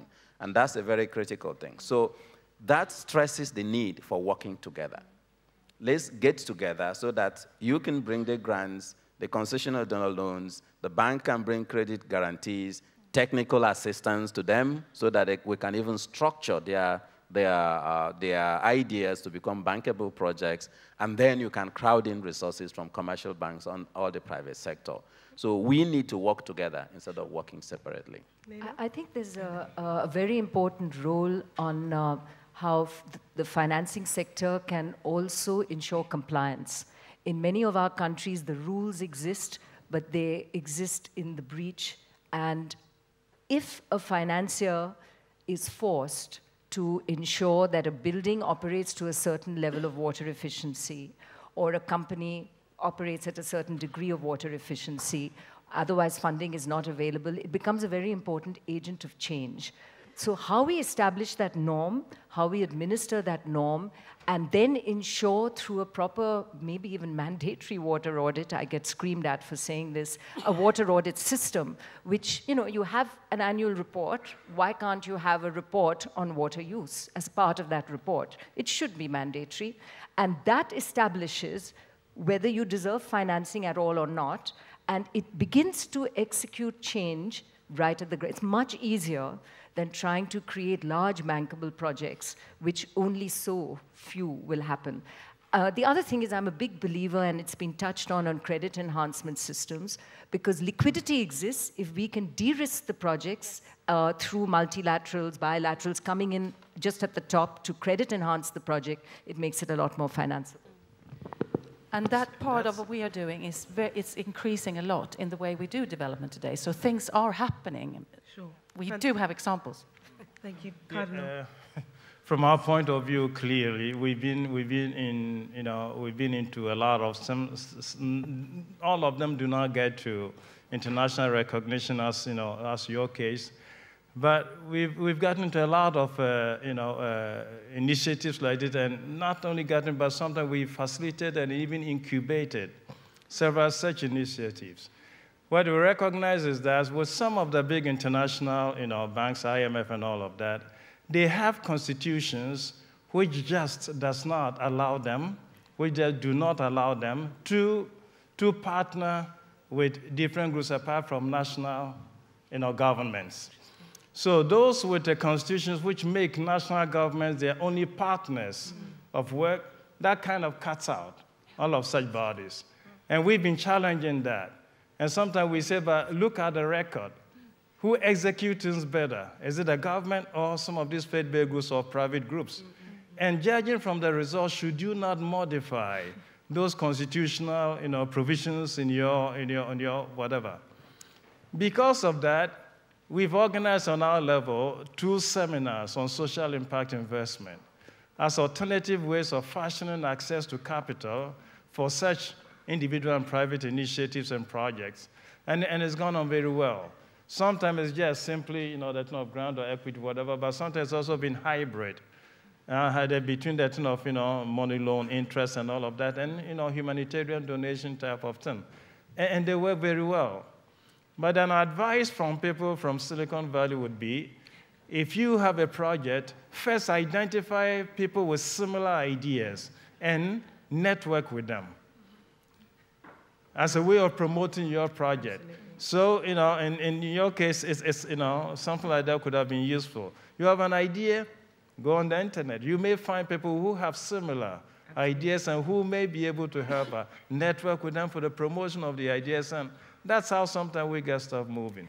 You see, you've all spoken about the importance of collaborating, of networking, but we know that the existing systems that we have, the existing pressures, whether it's to report to your own government or your constituents, whether it's to make a profit so that your business can run, whether it's to shareholders rather than stakeholders, all of these disincentivize collaboration. So, how do we get from rhetoric to reality on collaboration on this issue? Should we start with you, Claire, and then we can take your views? I tried to do just that. I tried to find other people that were doing similar work, were setting up, which I was passionate about at the time, school and community gardens, household gardens, getting people to be able to use what little water they had available in a most productive way to grow food. And all of those organizations were NGOs working within the area. When I went to them with a new technology, but I was making a profit off that technology because I'm a social enterprise and I believe in making profit, I was not wanted to be worked with because profit is bad. I then moved towards the government to ask the government for backing with regards to certain projects I wanted to get off the ground, and I was told to approach the NGOs because the money goes through the NGOs. And I was then going from pillar to post in this cycle, going, well, actually, I can't implement it. Rotary actually was the organization that enabled me to create my first pilot project. And it was a once-off. I still haven't been able to do a project on the ground in South Africa through government. All of the projects I've done on the ground are private money or securing water for food. Unilever has been my greatest supporter, and the SDGs have helped a lot with that, and also the amazing mind of Paul Polman that really has believed in what I'm doing. So the concept of finding people and working with them to implement the technology, if you are a social enterprise and you're wanting to do it in a sustainable way and make profit and be able to grow your business, NGOs do not want to work with you, and the government doesn't understand you. And that's a pity of where we are at the moment. That's a challenge to you all. A challenge to you all. Thank you. Thank you very much. Yeah, collaboration. That's really a very big word and a very practical one if we have to achieve the SDGs or COP22 or COP21 agreement or get social enterprise off the ground. But why is it not happening? That's your question. I think the reason is because we all plant our flags with our constitutions as the bricks that anchor it. And because of that, everybody comes in, you come to a country, not just in your case, but we want to do energy projects, for example, and Power Africa may not want to work with the Africa Development Bank or the other person we want to, because people want it to be branded their own project in this country, and that's their value added to that country. But wait a minute, what if we all came together and we did a bigger program that has bigger developmental impacts, greater compliance in terms of environmental and social security, safety considerations, and delivers more? So each dollar spent has better returns so how do you for that. So to incentivize that, what we've done at the bank is to actually create conscious partnership programs. So the high five agenda that I've mentioned to you, each of them clearly states the bank will not do it alone.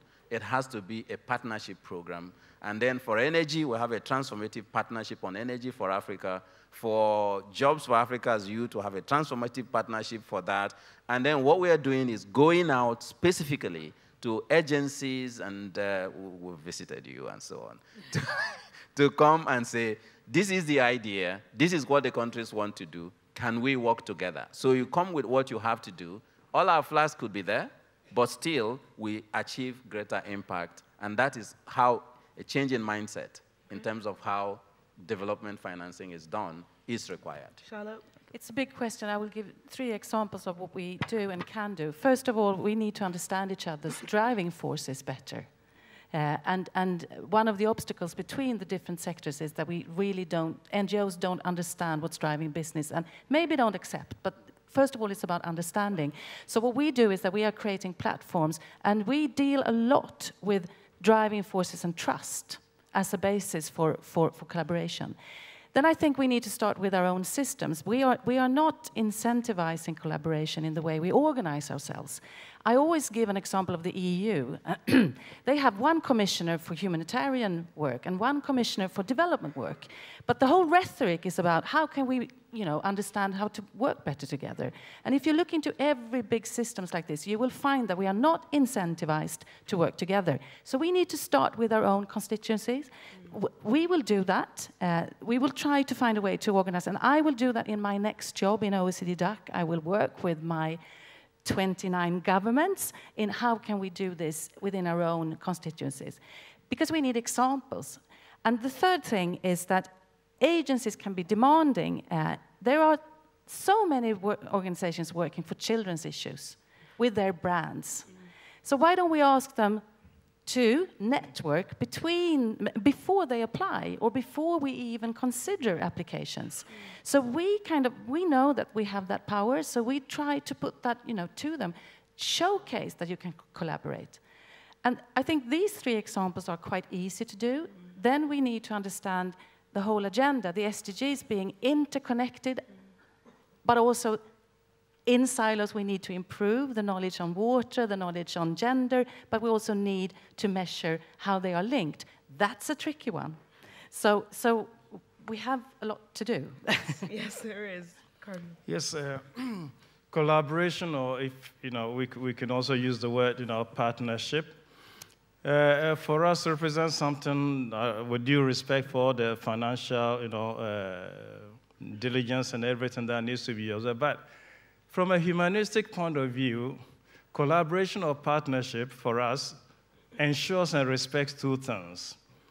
It respects, the private, the initiative of those out there, be they a ground or local population or whatever, and it ensures also their sense of responsibility for whatever you're about to create. So partnership has these 2 big values. It shows respect for the ideas and what they can come up with, and at the same time, it makes room for their sense of responsibility, making them responsible for whatever is about, to take place. We've found this work with, dealing with CEO of mining companies. Selling this model to them has gotten them out of huge troubles. In certain companies where they've gone to invest and to mine, we say, don't get humanitarian or benefaction, just be whatever. Form a group from the community to give them a sense of participation. You respect their initiative, and you make them also responsible for whatever is about to happen.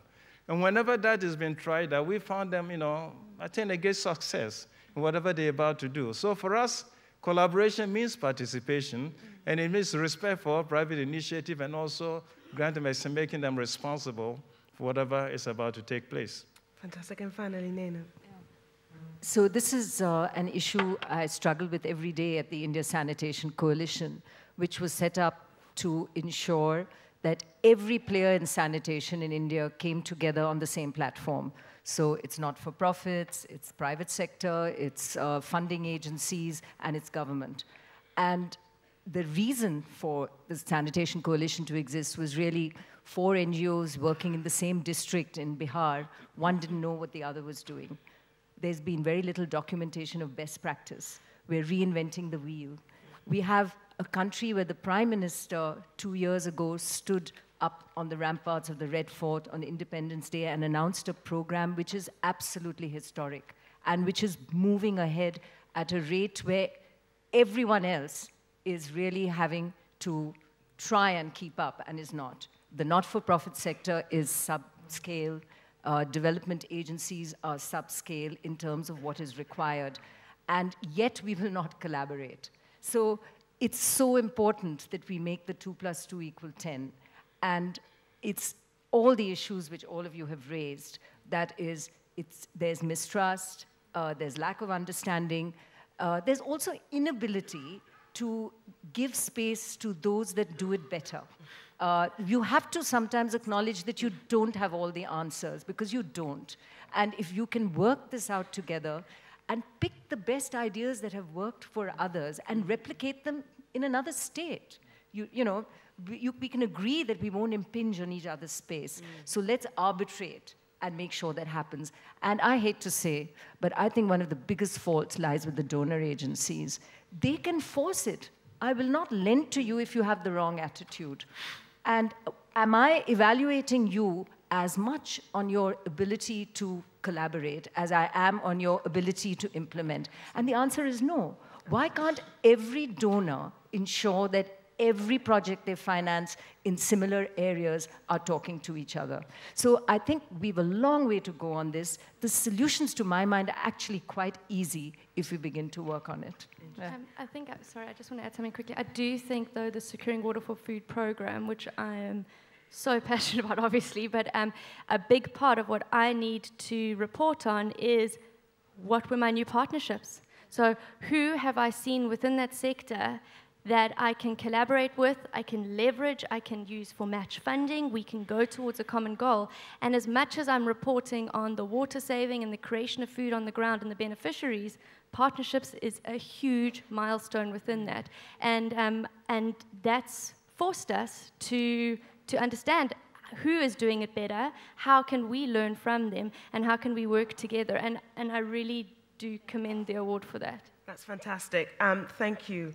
I was going to say that the conversation was supposed to be about implementation and innovation, and we've just dwelt on implementation, but actually the biggest innovation is collaboration. It's the one thing that if we could do, if we could partner, if we could be sincere about it, and what I'm hearing is apply together, have a humanistic perspective. So if we're a bit humble, then it's not about our brand, it's not about our organization, but it's about the people who we're working for, build understanding, and of course, the finger is pointing at the donors, asking them to lead, because so much of the practice in this is determined by the funding. Where the money goes has shaped for so long how the development sector behaves. If we're agreeing that water is an interdependent issue, then we have to work collaboratively to solve it. So let me leave you with that thought that collaboration is the innovation. Please give a round of applause to our panel, and welcome back on stage, Karen.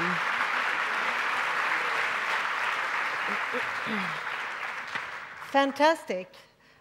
Thank you so much to the panel, to the panelists, and to Eliza. It has been most interesting, and I think that all of us got a lot of things to think about and to carry through for the rest of the week. I want to thank all of you for coming here and listen to this morning plenary. I would especially like to extend a thanks to our scientific program committee, our advisory committee, and our prize juries, who are crucial for the whole World Water Week. I also would like to mention a few initiatives. In addition to what we call the Water Heroes that we have heard about this morning, we have also introduced a few new other initiatives this year that we hope that you will enjoy and participate in. We did launch the Water Tank, which is a network accelerator for the Stockholm Junior Water Prize finalists from the past 20 years and their projects. We're now trying to fill it with juniors, mentors, advisors, and partners, and we hope that all of you can participate in this. Hopefully, you have also heard about the World Water Week app. This is very practical. But download the app, and you will get all the information you need about what seminars, what rooms are full, what rooms are not already full, when the food is served, etc. So I would really encourage you to download this app in order to make it work even more smoothly. That was all for this morning. Thank you all for coming here, and I wish you a really good week. Thank you.